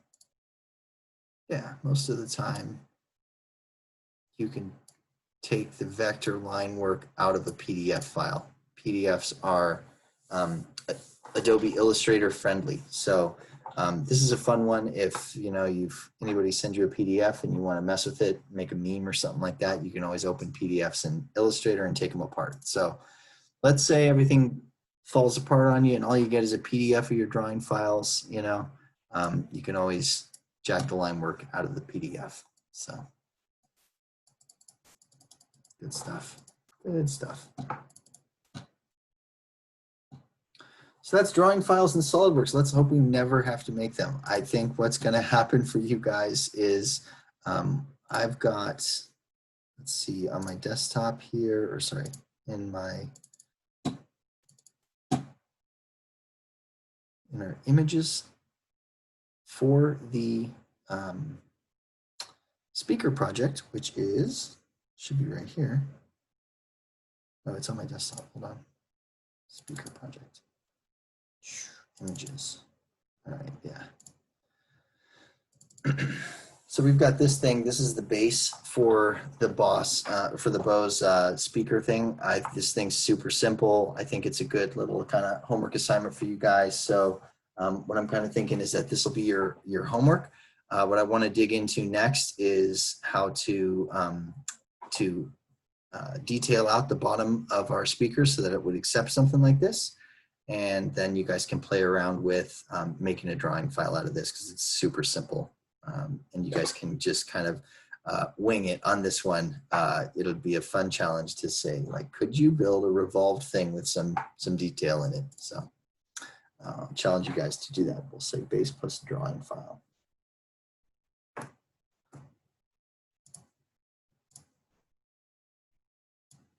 Okay, so the next bit is digging in on this guy. Do you guys want to take a little 15-minute break before we dive in on this? I feel like I've been talking to myself for a hot minute about boring ass drawing files. So the next bit is going to be taking you guys all the way through, you know, from this to this bottom piece here. You can see what we're about to do. If I hide this, I'll give you guys a walkthrough and we'll take a break and we'll come back to it, okay? Okay, cool. Okay, so here's my file. So here's my design tree. What we're going to do here is we're going to start out with just a split. We're going to split this top body, cut a little hole out of it. We're going to cut a hole in that. We're going to fillet it a bunch of times, and then we're going to split the filleted edge a little bit. We're going to do some mirrors to get that figured out. We're going to punch this little hole in the side. We're then going to do like a sweep to get the top handle figured out. And this handle here, we're just going to do half the handle and then we're going to mirror it because it's symmetrical. We only want to do half the work. From there, we'll be pretty much done with that part. And then we dig in on the bottom of the model, which is down here. Let's see. Yeah. So with the bottom here, we're going to import our picture. We're going to start to build out this kind of shape like this, and we'll fillet it out as we go, and we'll cut into it again with just simple cut extrudes, and we'll continue to just use boss extrude and cut extrude and a whole gang of fillets to make this thing look pretty. And then at the end, there's a little bit about how to make the rubber gasket that sits on the bottom of the model. So if you think about this thing, if you think about this speaker, and then you think about that base I just showed you guys, this base, okay.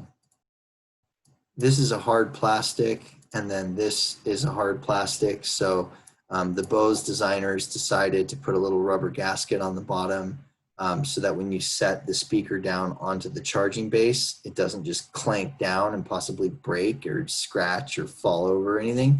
It's kind of like got this nice little rubber footer on it so that it sits down real nice and feels good in your hand. So we're going to add that as well at the end, and then we'll be done. And that'll be it. So it's like, yeah, it's like 8:40 right now, and you know, this stuff will probably take up the rest of class. So why don't we take a little little walk around the block or something?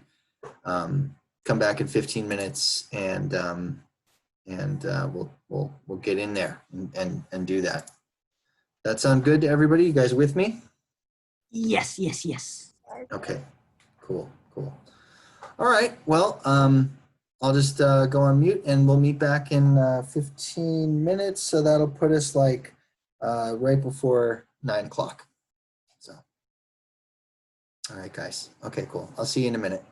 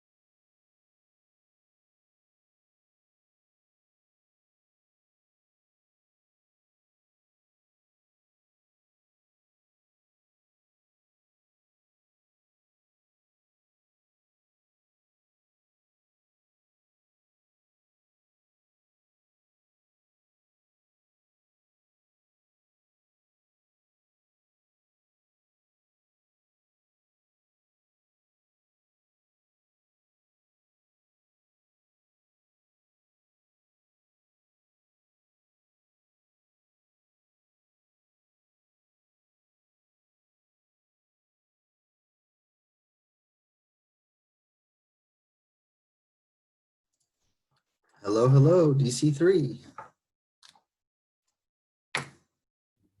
Hello. Hey guys. All right. Let's dig in on this model and build this stuff. You guys can follow along if you want, but you know how I roll. I'm going to go pretty quick through it, and we'll be recording. So let me. One question for you. Sure. So, are we building the up and down parts like from now? What do you mean the up and down parts? What is that? Wait, how can I the bottom parts like the charger? Is that called a charger? Yeah, that's right. Yeah. This thing. And the handle on Yeah. the top. Yep. Okay, so we start from 0 right now. That's right. Yep. That's Okay. Yeah, I'm we're trying gonna to follow up. we're gonna do this thing to start. Okay, and we're gonna zoom in on this detail first. First, we're gonna make this hole. You get it? I got it. Cool. All right, Thank you. let's look at some photos of what we're gonna build here, just to get a better sense of why I think this is a little bit. It's gonna take a little bit of work. Let's see here. So these are all the images that I sent you guys, and I think, let's see, this view here, this PNG. So if we zoom in on this guy.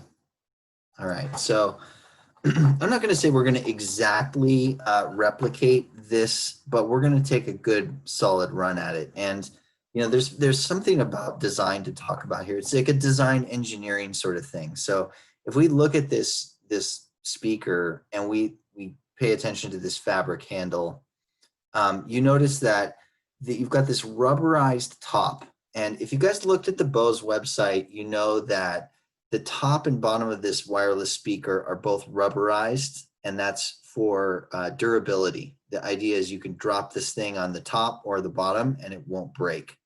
Okay, but the fabric handle, that thing would not work correctly if it was touching the rubberized rubber, right? It would, you know how rubber is. Rubber and fabric don't really go together. They kind of stick and they're kind of weird. So what the Bose designers and engineers did is they put a metal tube through the head of this speaker so that you'd have fabric on metal, which is much smoother and would allow you to grab this fabric handle and kind of swing the speaker with the handle, and it would make the feeling of that fabric handle a lot better. It would make it a lot nicer. And also the metal sleeve that goes through here is, it would also be much more durable and wouldn't break down the way like a rubber would. So, so this is a huge collaboration between design and engineering. And like, I'm sure what happened is that some designer came up with the idea of like, let's try a fabric handle to make this thing feel like it's like a bag or something like that. And the engineers were like, no, that'll never work because it's rubber on the top. And then said, well, what can we do? And then it's collaborate time. And they said, well, let's put a metal thing through the middle. So anyway, so we have to model that now. Manufacturing wise and assembly wise, it looks like what happened is the larger rubber top was injection molded as one piece. Then there was some sort of housing that was put in there to hold the steel or the metal tube in place. And then there's like a plastic cap. So for us, what it means is that we have to make this little part line, and then we have to make a little material separation. And then later in KeyShot, we'll be able to make this thing look like metal, and we'll get this cool little detail of the part line as well.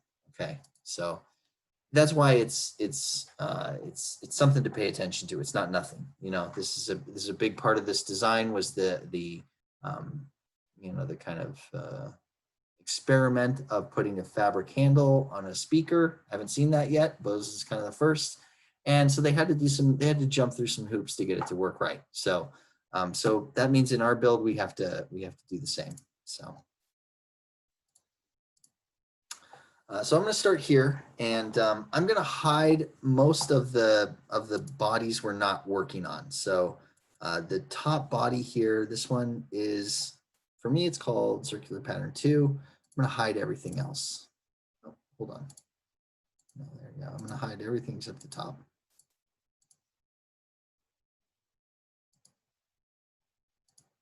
There we go. Just because I like to stay focused. So there's one. This one is, that's the logo. Yeah, okay. Okay, cool. So I'm just going to work on this piece right now, and I'm going to come at it from, I think, the side view. So let's take a look. So I've got the front plane kind of running right through the middle of my model. So I can start the sketch on the front plane, okay? And I am not measuring here. So I'm just going to right click on the front plane, and I'm going to go sketch, and I'm going to go normal 2. All right, now I'm going to grab my circle tool, and I am going to grab a circle, and I'm going to hover around the bottom of this arc until I see the center piece reveal. And you can eyeball it if you want, but I'm just going to draw a circle right here. Okay, just like that. And then I'll right click and I'll go select. I'll kind of pay attention to what just happened there. Okay, so there's my my circle. Okay, and I'm not going to do a cut extrude. I'm not going to cut a hole through the center yet. I'm going to do a split. Okay, because again, I'm trying to get a part line with then a hole cut in the middle and then another split there. So in SolidWorks, way to start this is to do a split. So split is not cut extrude. It's under direct editing tab. So we'll go split. Okay. And SolidWorks should grab the sketch 18, and it should, if it's highlighted. If not, you can just open your design tree and go and grab it right there and put it in the trim tools section. And then where it says selected bodies, you just want to click in this box and then just hit this body and then say cut body. And we've done splits before, but if you forgot, you know, the little flags will pop up to show you the 2 pieces that you're going to get. So you just have to go over here to resulting bodies and approve the creation of those bodies. So just double check those, and there we go. Perfect. So we're kind of done with this sketch here. If your sketch is still visible, it's probably best to just hide it. So I'm going to right click on it and go hide and just let it go away. All right. I'm going to go back to the front plane, and I'm going to right click and I'm going to make another sketch. I'm going to go normal 2. And I'm going to make another circle. And this one should be pretty easy to find the center. You should just be able to hover right there in the center and just make sure you watch your cursor so you see that little sketch relation pop up that's going to snap to the center. Okay, and let's see. This one I'm going to take an extra step. I'm going to just go over here to the left side after. I'm just going to randomly draw it. And then on the left side here, I'm just going to set it to, this one's going to go to 10. Okay. So yeah, that's a radius of 10. Okay. And then this one will be a cut extrude. So I'm going to, it's still an active sketch. So I'm just going to go right up to cut extrude while it's active. And we're going to punch a hole through this thing. Now this is where we can use that special setting for the cut extrude. Under direction 1, we can set it to through all in both directions. Change it from blind to through all both. And that will let the cut extrude punch all the way through all sides of the model in 2 directions. Good, good. Just like that. Okay. Now what we're going to do next is we're going to put a fillet here on this interior edge of the hole we just made. Okay. Yeah. So I'll just grab a fillet, I'm going to start out with a 10mm fillet, and that looks way too big. So I'm going to bring it down to about 8 maybe. Let's try 6. Okay, it looks like it's doing what it wants to do, so say 8. Okay, good, good, good. We can do that to both sides actually. So maybe instead of adding another fillet to the design tree, what I'll do is I'll just go down to that fillet I just added and I'll edit it. Say edit feature. And I'll just flip around to this side and I'll just add another fillet to this side. See, so I'm just adding that second edge into the same tool. It keeps the model uncluttered, keeps the design tree minimal. So that's nice. From there, again, we're going to go from the front view this time. Again, front plane is our best friend. I'm going to right click. I'm kind of doing this different every time, but either I click on the plane in the workspace or I click here and I go sketch and I'll look normal too. Control 8.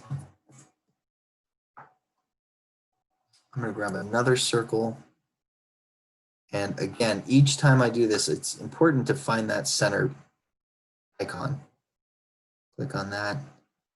And this one, what I'm going to do here is I'm going to overlap it over the first edge and before the second edge, kind of like in the middle of that fillet. So you see that right there? I don't know, probably about like that. Okay. That circle stays like that, so I'll approve the circle. Okay. And what we're going to do here is we're going to do another split. Okay, and this time we're just going to be splitting this interior body, this thing here. Because if we look back at the photo, okay, we've made this exterior cut, we've made it into its own body, and now we're going to split the center of the first split. We're going to split it, and then later in KeyShot we'll make it metal. So we can just go here to direct editing now and just go split. And this time it's a little bit more important to kind of understand this target bodies section because we're dealing with some kind of detailed stuff now. We want a selected body and we want to get in there and select that interior tube. Okay. So yeah, that's the one we want. And we'll say cut bodies. And we're going to get the flags again. So let's just look at them. It's nice when you're doing a split to kind of just take a breath and sort of play around with the flags and kind of roll around your model and just make sure you know what's happening. If you get more than 2 flags, that's kind of an issue. So yeah. Go here to resulting bodies and we'll just check those 2 boxes and cut that thing.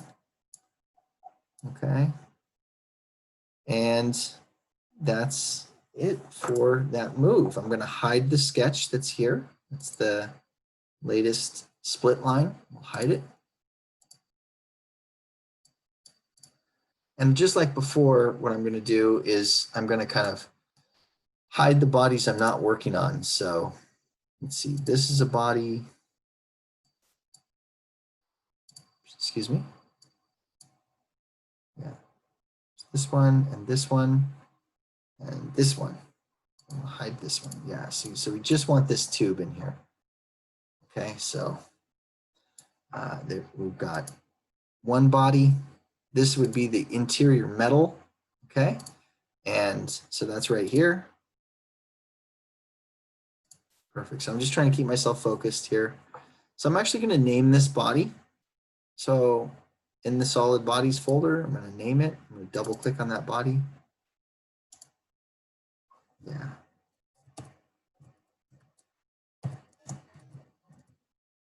And we're just going to call it metal sleeve. Okay. Now I mentioned that you could do this, so I'll show you guys. I'm just going to right click here. So if you look at my design tree, normally your design tree is closed up like this, but there's this little caret right here. You can open it up And the third row over from your body is this beach ball thing here. You can add an appearance. Okay. And in the appearances property manager, this thing here, you can change the color if you want. You can go to advanced also. There's the advanced button up here. You can go to surface finish, illumination, mapping, color, basic. There's also display manager up here. There's a couple different tabs up here. There's display manager. And then there's these little tiny buttons down here. Let's see, one of these should allow us to change the material. Let's back out of that. Anyway, don't listen to me, guys. Just change the color to something. So let's see. Yeah.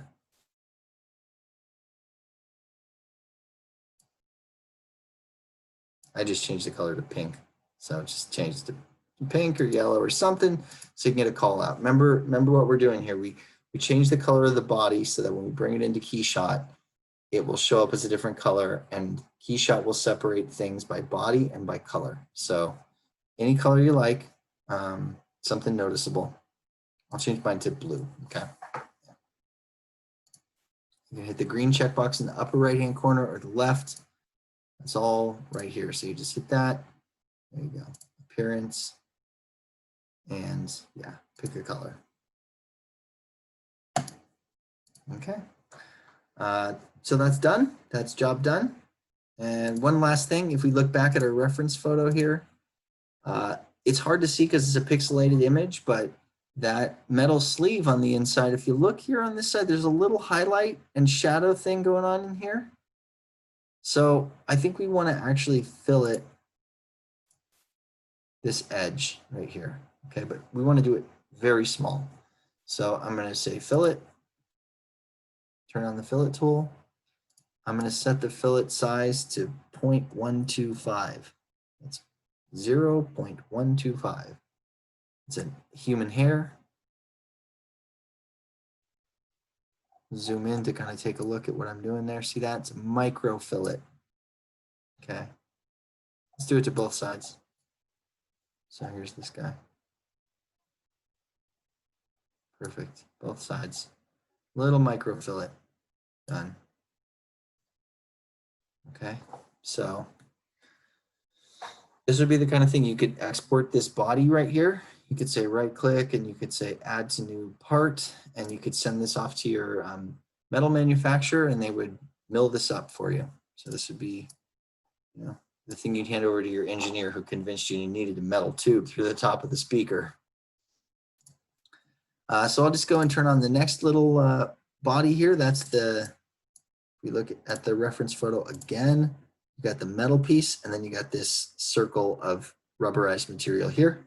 So that's the next one we're turning on.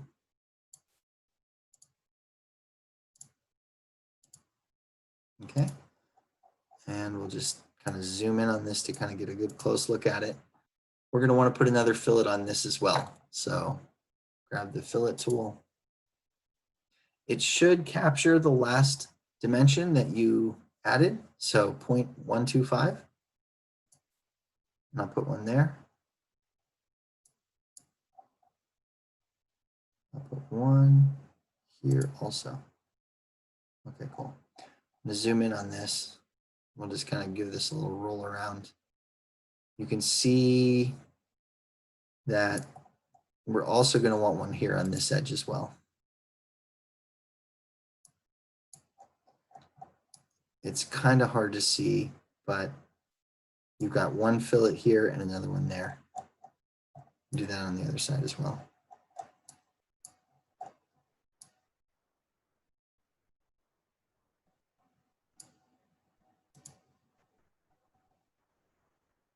Okay. Super small little fillets. These things are tiny, but they're going to make a difference when we do our detail shots. Okay, so green check box to approve those fillets. And that's that's job done. That's our metal tube. So we can go and turn some stuff back on now. Next little body here. Yeah. Let's take a look at these edges now. All right, you can see here we've got our filleted interior piece here, and then we've got the main rubber piece out here. This thing might need a fillet as well.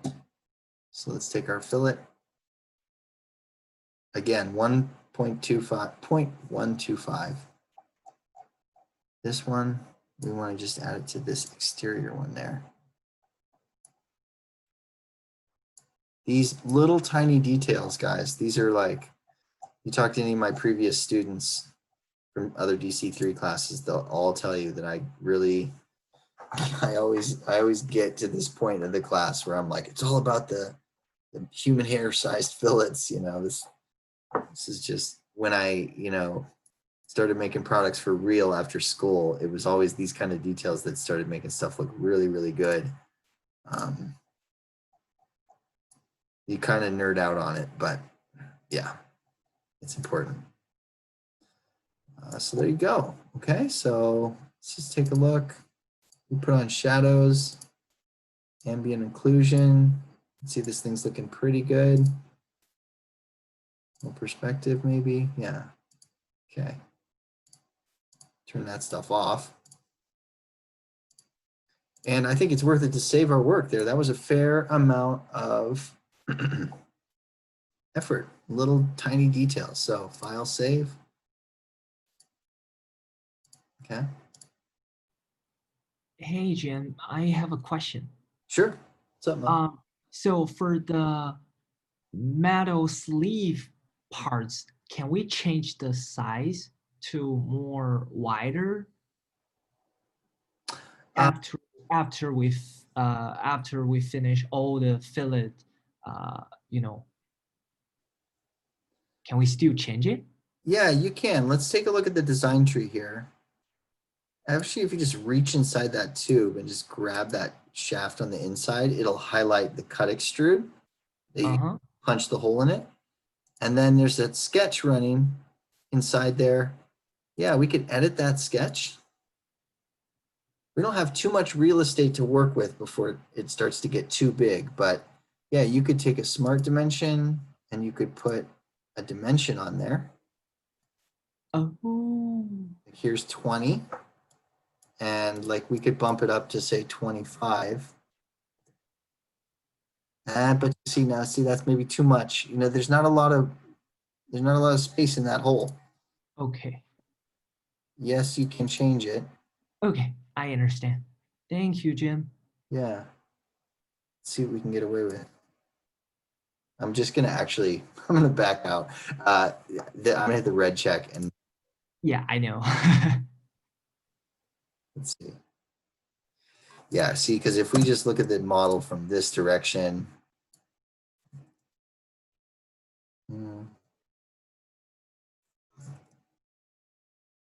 Oh, this is such a frustrating problem. If we just look at it from like this, we really only have the distance from this edge to this before it starts to come apart. So. I got it. So, but you can see it's not take that long. Yeah.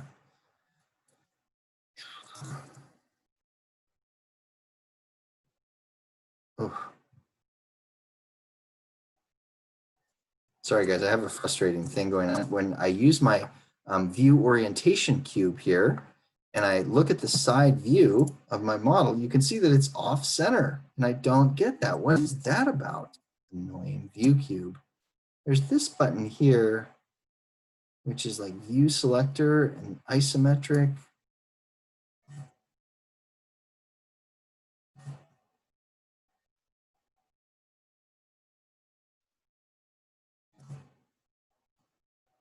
Sorry, I'm getting distracted, guys. I don't know what that's about. Anyway, back to business. We got to add the handle, okay? We've got this handle to add. Let's take a look at it in the finished file here. We'll take it apart. So let me just select it here. So it's going to be a sweep. Here's the sweep we're going to do, okay? And what I'll do is I'll show you some of the sketches that we're going to have to draw here. So we're going to start out with a circle in the center.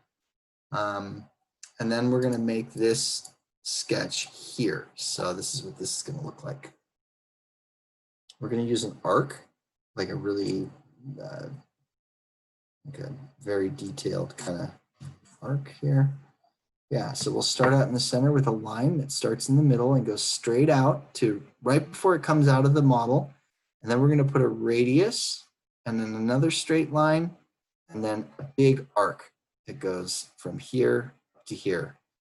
And then we'll close that off with that construction line that's about 160 millimeters.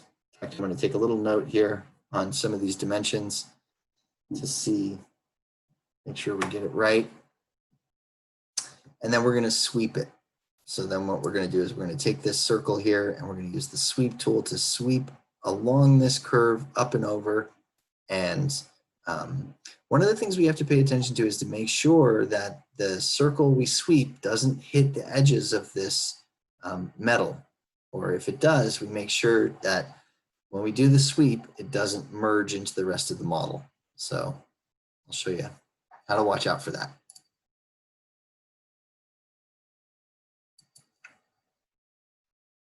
So we'll jump over here to our design, and I'm just going to go to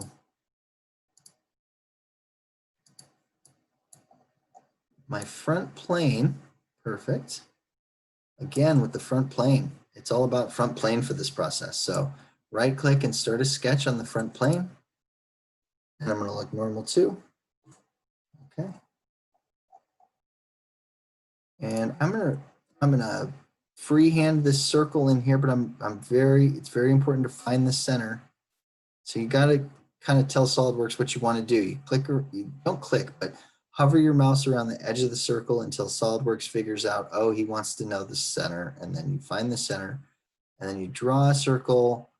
Just make sure that it doesn't touch the edge, because if it does, it could lock on. So you want as close as possible without hitting the edge. And if you want to kind of loosely draw it in and then zoom in, you can get it pretty close. There you go. That's pretty good. Let's take a look. Yeah, that's good. Sitting right there. Nice. Okay, good. So approve that. Okay, there's our circle. Sitting nice. And let's take a look at the other planes we have. So this right plane, right, we drew the circle on the front plane. And now we want to go to the right plane. Hopefully this is the same for you guys, but we now want to draw out from this circle and up and over like this. So the right plane is the page we want to draw on. So I'll right click and I'll go sketch. And now I'm going to look normal 2 again. And at this point, it might be a little bit easier to see into the model if we go like this. Just change the view to hidden lines revealed. And we'll grab our, see, I'm going to grab a center line first. And I'm going to just lock right onto the center of that circle. See that? Click there. And put this is a construction line. So you can draw a straight line if you want and turn it into a construction line, or you can go to the straight line tool and you can turn it into a center line up here. I'm going to add a dimension, smart dimension. And I'm just going to use the dimension that from my other model, which was 160. Okay.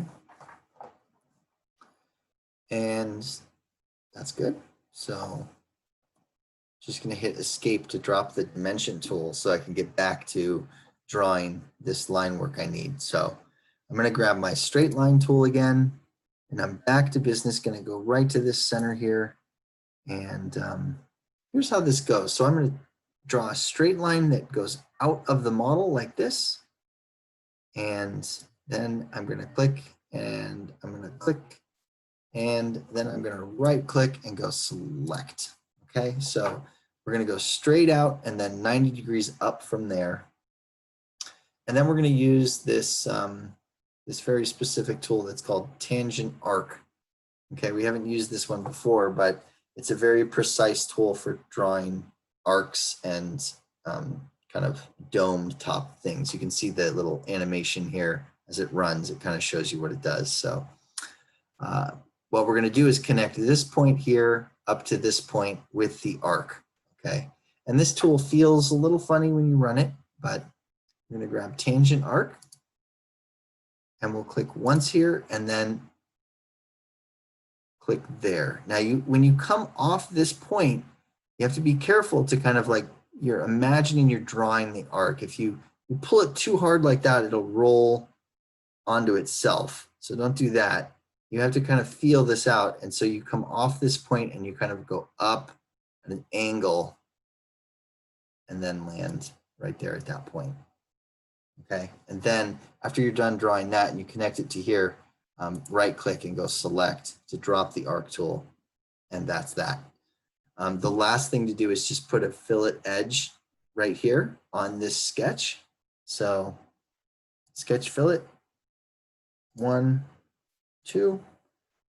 I should have paid attention to the size fillet I used before, but the sense here is that you're going to have this tube coming out of this hole and you want it to arc upwards. So, you don't want it to smash into this edge here. You can kind of see the area you have to work with.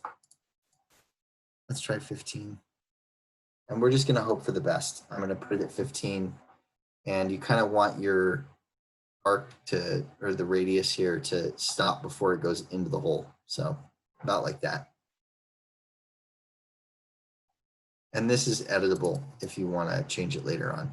So Jim, I have a question. yeah, sure. Can you tell like again like how do you draw the arc with the tool which you use? Yeah. So this piece here is the arc. This is the tool. You just start it by clicking the first point, and then once you click that first point, you want to kind of go up and over, okay? And a gentle kind of, I think the word is trajectory. Like think about you're a rocket ship, you're going to go up and out like this. If you bend it too far over, it'll start to wrap onto itself right here. So feel it out a few times until you get it to kind of gently skyrocket up and arc over and then land on that point up there. So like you're firing a rocket that's going to go, maybe the sound effect will help. You just got to feel that bend, it'll kind of like bend onto itself. You can do like a really tight bend if you want, or you could do a really soft arc. There's like a springiness to this tool. You just got to get used to it. You got to feel it on your own side. So, and then when you're done drawing and you've connected it to that top point, you right click and go select. And that's it. Yeah, thank you. Yeah. Excuse me, Jim. Yeah. I cannot add the smart dimension for the 160. So You can't? yeah, can you share it again? Yeah, sure. It's removable. Yeah, it's removable. Yeah, so the Smart Dimension tool is under Sketch here. And all you got to do is hover over this line, click one time, and drag straight off. Probably better if I do it like normal too. So make sure this is turned on. Actively inside the sketch too. Look for this button. If this isn't here, you have to edit the sketch. And you click and drag.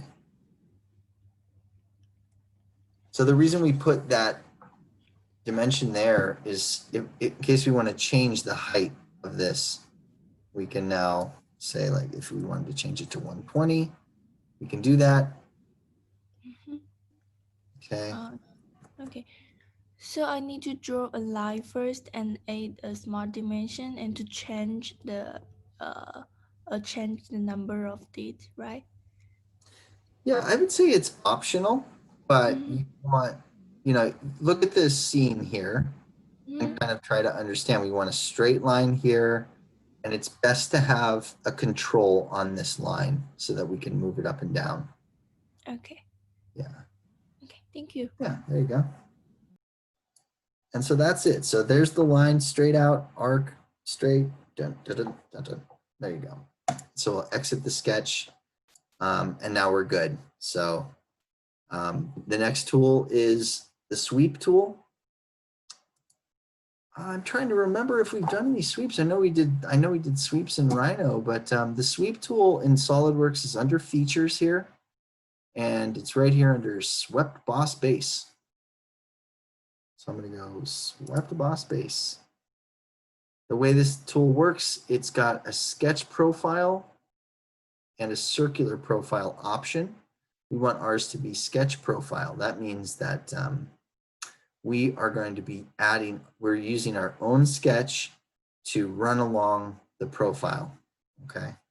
So we drew this line here, or sorry, this circle here, and we're gonna sweep it along this profile. So the icons tell the story pretty well. There should be a blue box that says profile, and that's where you put the circle. Should go right in there, sketch 21. And then there's the profile box up next, or path box. And so, yeah, we'll just hit that box and it should do that. It's quick. All right. Let's take a look at just one more thing. So there's options too in the sweep tool. And under options, you've got the merge result checkbox. Okay, and we want to make sure that's unchecked. Just safety's sake. I think I've done a pretty good job of not touching the edge of any of the rest of the model with this sweep. But just in case, we want this item to be its own thing. We want it to be its own body, not connected to the rest of the model. So just go to options, unfurl, unfold options, and just uncheck merge result. And hit the green checkbox. And probably best to switch back to our shaded view here. And so we're in a good spot now. This is all set now. So we've got our sweep here, which is our handle. That sweep is got 2 sketches that are running it.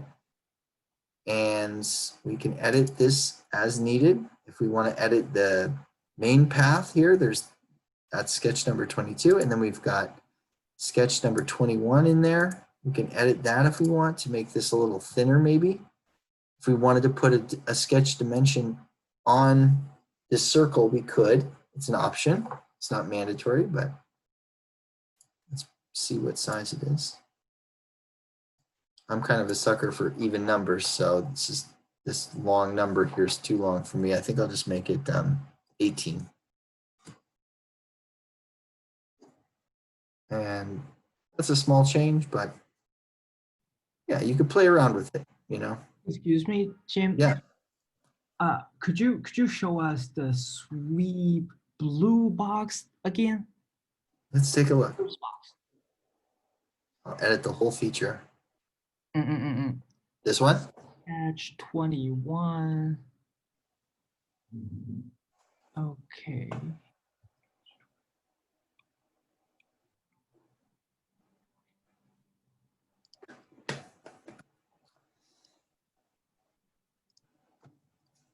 Are we selecting the line? That's right. Yeah, here, let me clear selections for both.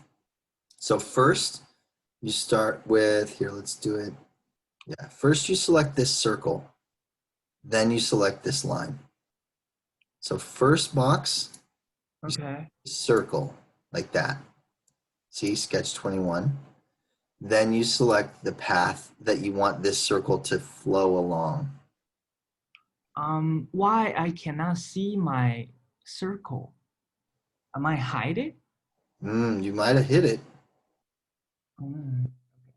Oh. Yeah, you want to be able to see it. Or maybe you want to like change to this view or maybe this view. That's your option. Okay. So I select the circle Mm-hmm. and okay, you know what? I'll watch the recording video again. Yeah. Yeah, don't worry. Okay. Yeah, no Thank problem. Yeah, sure. Okay, so let me change this back to shaded. You hover your mouse over the sweep tool. It gives you just a verbal kind of, or like a written example, but it takes this, it tells you about how it works. And if you're having trouble with it, just practice on some easier examples maybe. Okay, so that's good. The next move for us, this is like what I was saying, I think, to James at the start of the class, right? About how these details will really get, covered and discussed and, fought over a lot. Like for me, I feel like the size of the hole I've made and then the proportion of the tube is a little small.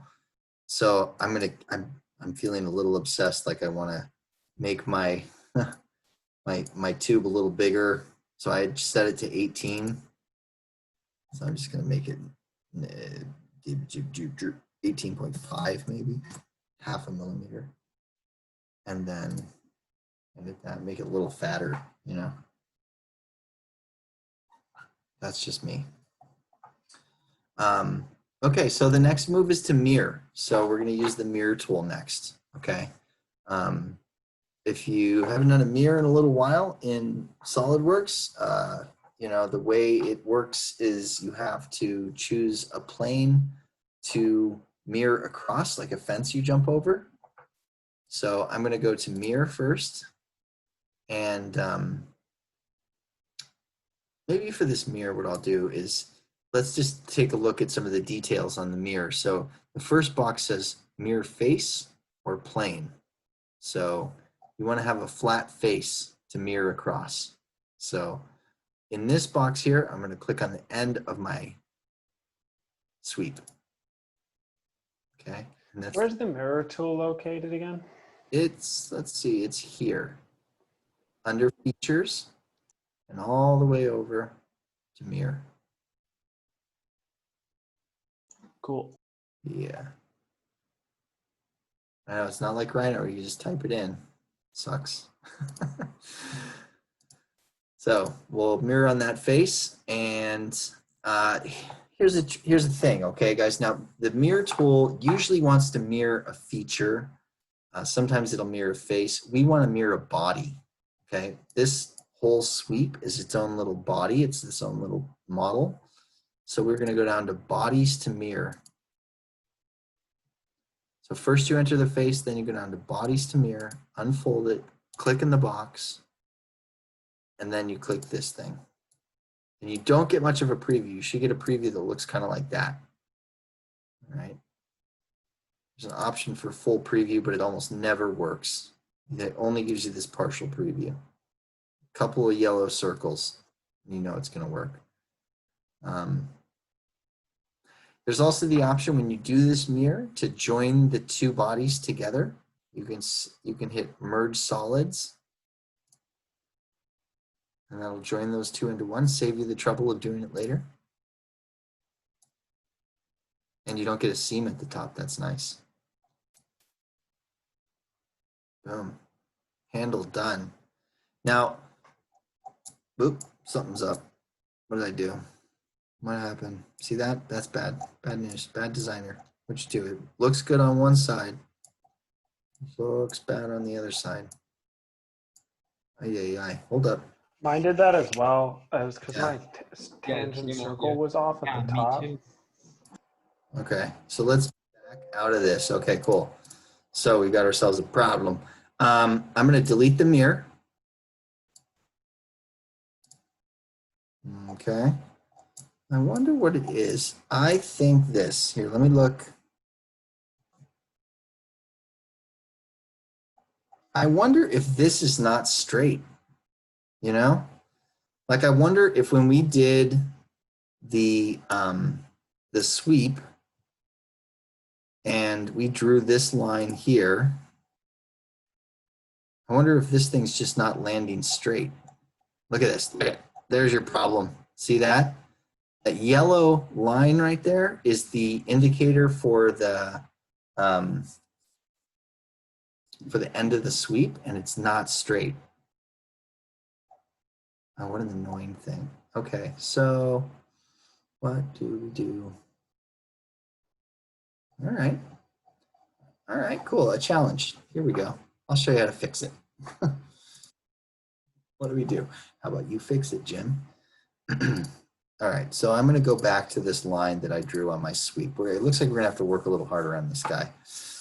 All right. I'm going to edit this sketch that's running the sweep. And I'm going to take this part here and I'm going to delete it. And I guess we're not going to use the arc tool like I wanted. It's not working right. So, okay, so we're going to use a spline instead, and we're going to set the spline up to be perfectly flat on the top here. So watch this. So I'm going to take my spline and I'm going to go 1, 2, and then I'm going to right click and go select. Now with this spline, you click on a spline, you got your handles, right? Remember these handles? Cool. So with these handles, you can put a relation on your handle. Remember this move from a couple of weeks back? Yeah. I think it was Mo or James. I forget who it was, but somebody was like, why don't you just click this button over here, right? You can set, if you click on the diamond and then you hit horizontal, it'll hold that straight. Okay. And you can play with this thing to make it kind of look like an arc. Okay, but the problem is we need to blend it. We need to blend the bottom of this curve to this straight line. So luckily this is a straight line, so we can just go here to this handle here and click on that diamond and make it vertical, and that'll blend it. Now let's zoom in. Now the yellow line and our construction line are perfectly straight. So this gives us actually a little bit more kind of creative option, right? We can make this thing look funny if we want. We can make it look tight if we want. We can really have control over this domed shape. So I'll leave that to you guys, but just make sure that you've got this handle here, this one I'm pulling on. This one is horizontal and this one is vertical. Okay, that's important. But the rest of this arc, I'll leave that up to you. Okay, cool. So if you guys want to have a little callback to the old days of Rhino, remember there was that the curvature tool that I showed you guys in Rhino to how to read the curvature of a curve. It's in here in SolidWorks as well. So there's a little button inside of there that can turn on the curvature, and the more you twist this, the more you can see that curvature. It's just a little button right here. It says show curvature. Anyway, enough chit chat. So now we should be good. That's the hard, we ended up having to go the hard way. So we'll do a mirror again. Here's mirror. And we'll still use this face, but now we know it's flat. Bodies to mirror and green checkbox. All right, nice and clean. Good. Did your sweep end up just happening after you connected the two, or did you rerun the sweep? I might have missed it. I dove right in on this sketch. I didn't even touch the sweep. I just opened the sweep up in the design tree, went to the sketch in the sweep, and I just edited it. You can do that. And you can see the preview is still running as I like drew the new line. And then when I finished doing my line work, I just exit out of the sketch and the sweep comes right back on. So if I wanted to make this handle look different, I could dig in on this sketch that's running inside there, and I could be like, okay, let's see what happens if I go like that. Okay. The boss wants to see, 5 new concepts. All right, here's a new one. All right, there you go, boss. Have a nice day.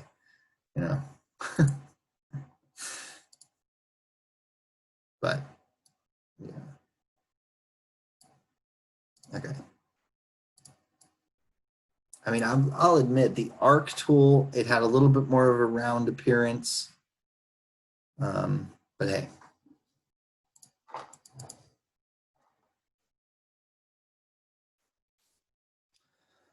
Okay, so that's good. So that's job done for that. So I'm going to do a save now, and we'll just save that.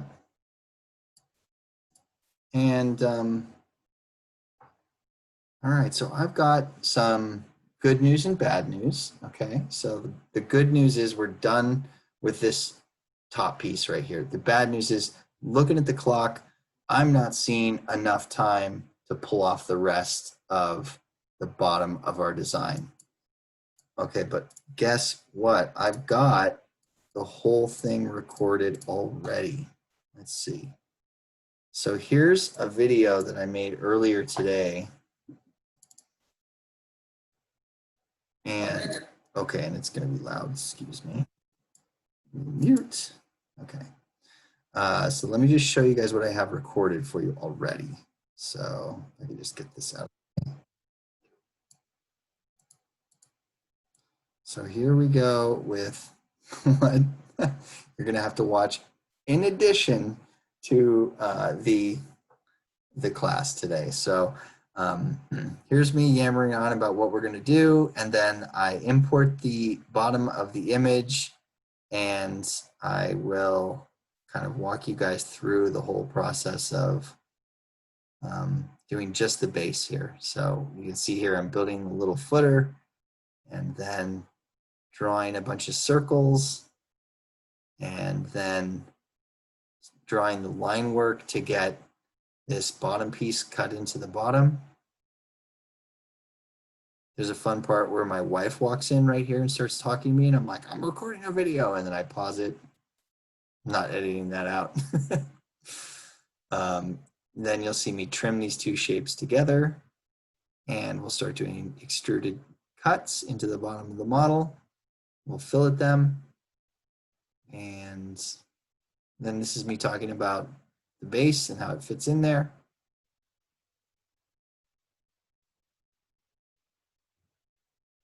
So I'm going to change the homework now. And your homework will be to watch this video and do this base, as opposed to building the base. We'll build the base in our next class, and we'll do it as an assembly file, okay? So then here's me building the little battery connector and doing an extruded cut into the model. And then I do some little trickery here with the Convert Entities tool to build a bunch of details into this. You'll see this happen, some mirroring going down. And then I'll do a little chit chat about this. There's like a little hole in the bottom of this thing where you could mount this speaker to, I think, a tripod. We're not going to thread anything. We don't have to build threads into our model, but we'll just build a little piece to go in there just for detail's sake. And then there's a kind of confusing part here about building this base using Convert Entities. So that'll be the challenging part of the homework for you. But I kind of thought like maybe we were going to run out of time today. And so I pre-recorded the tutorial for you. Boom. And it's 44 minutes long if you take a look right there. So given the fact that it's 44-minute tutorial, and given the fact that we have 20 minutes left in class, it means we can't pull it off, but I'll upload this to our YouTube channel, and I will upload it to our Moodle as well. And so your homework will be to get just exactly this far. And then what we'll do in class next week is, on Thursday, is we'll build this thing based off of the work you do on the base, okay? Because we're going to introduce assembly files, which if you remember the type of files that SolidWorks can make, it can make part files, drawing files, which we learned about today, and then assembly files. So we have to learn assembly files before we leave class. And so we're going to do that in next class. And we're going to do something called in-context modeling, where you start a assembly file, you import an already built model into it, and then you build new parts in your assembly based off of the sizing and the look and feel of what you've already built. So it happens all the time in 3D CAD. You know, you're building one thing, you know, like when I was doing water bottles forever, they would get the 3D CAD for the glass for the water bottle and they'd send me that, and then I'd have to build a model around it. So you import everything into an assembly file and you work off of the models. And there's a ton of fun stuff to learn about assembly files. It's super complex. So homework switch up, no problem. Tutorials already made, should be easy to go. So build that base thing and follow the tutorial, and we'll go from there in our next class. If you guys want to, if you're feeling like you want to watch more tutorials in SolidWorks, tomorrow is Wednesday, and I think at 6 p.m. David Curiel is having one of the final 3D workshops on Zoom. You should have got an email from Corey or David kind of pushing it and promoting it. And he's going to be doing a tutorial on sheet metal tools, which we don't know anything about quite yet, but we should. Wait, where's my working file? Sorry, guys. He's doing a tutorial on sheet metal and advanced assemblies. So if you feel like just sitting in on that, you know, you can stay quiet, stay in the back, and you'll see what's up with advanced assemblies. In our next class on Thursday, we'll do intro to assemblies, and it's going to blow your mind a little bit. It's a lot of rules and regulations for handling assemblies in SolidWorks. But tomorrow is the workshop, and I'd recommend it. And you know, and it'll give you a chance to see the sheet metal tools in SolidWorks. Sheet metal tools are hidden as one of the tabs here in a part file. If you go to tabs and you go down to sheet metal, there's a whole set of tools that are all for building sheet metal stuff. I don't know anything about them. I don't know.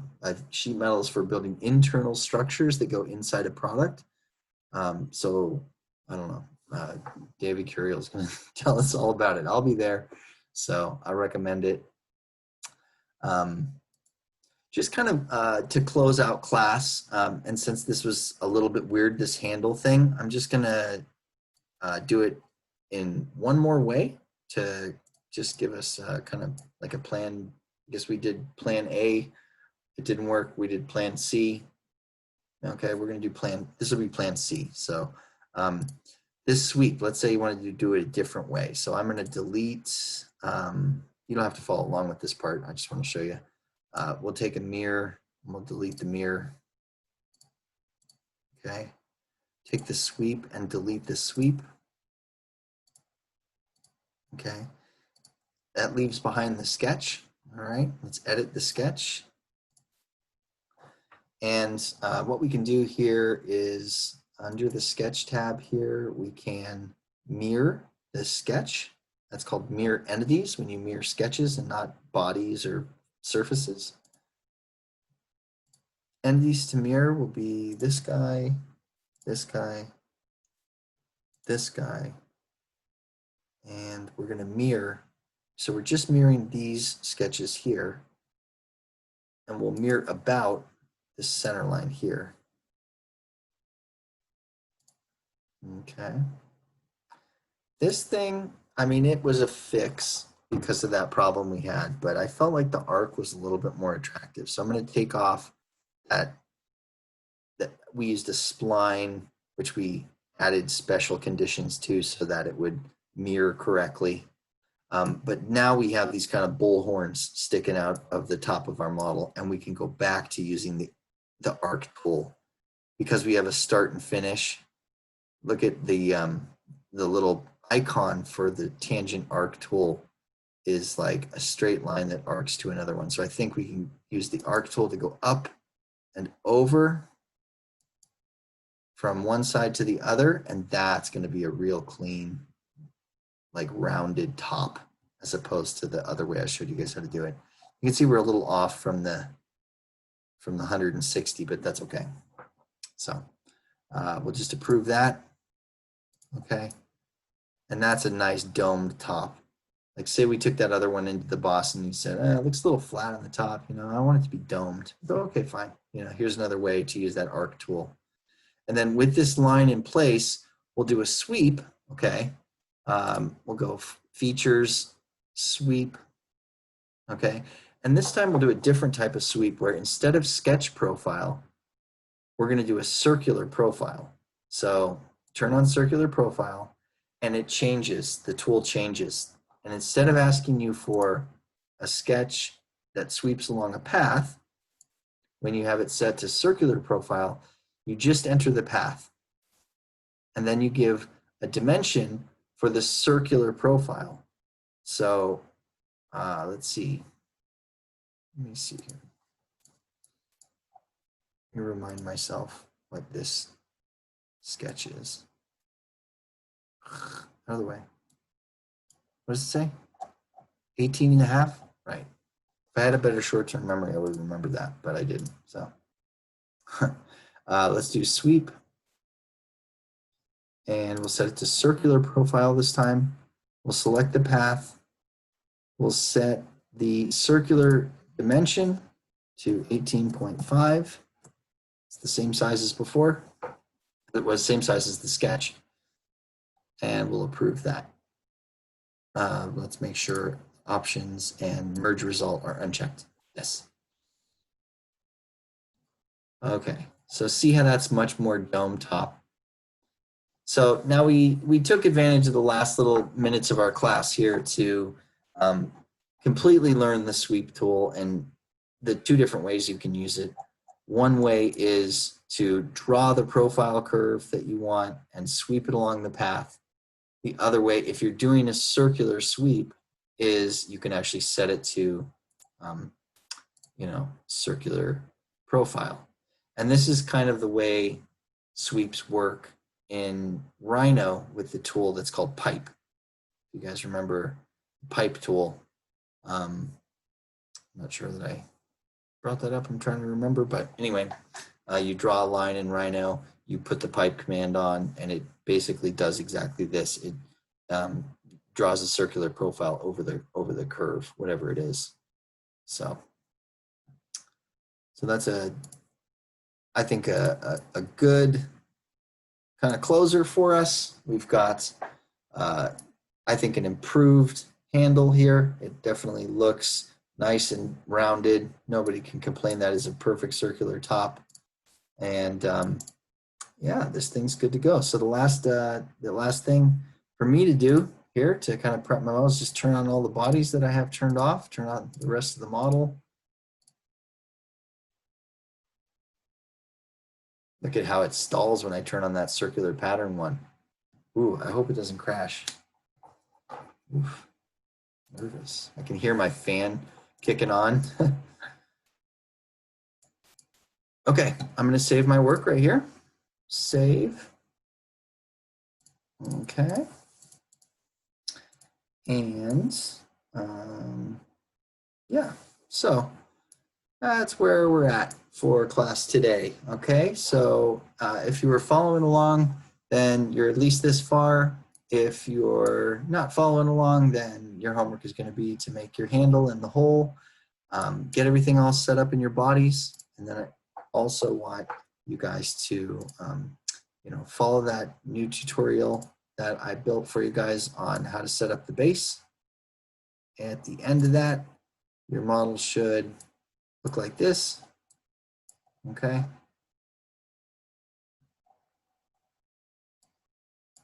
I'll just give you a quick spin through that.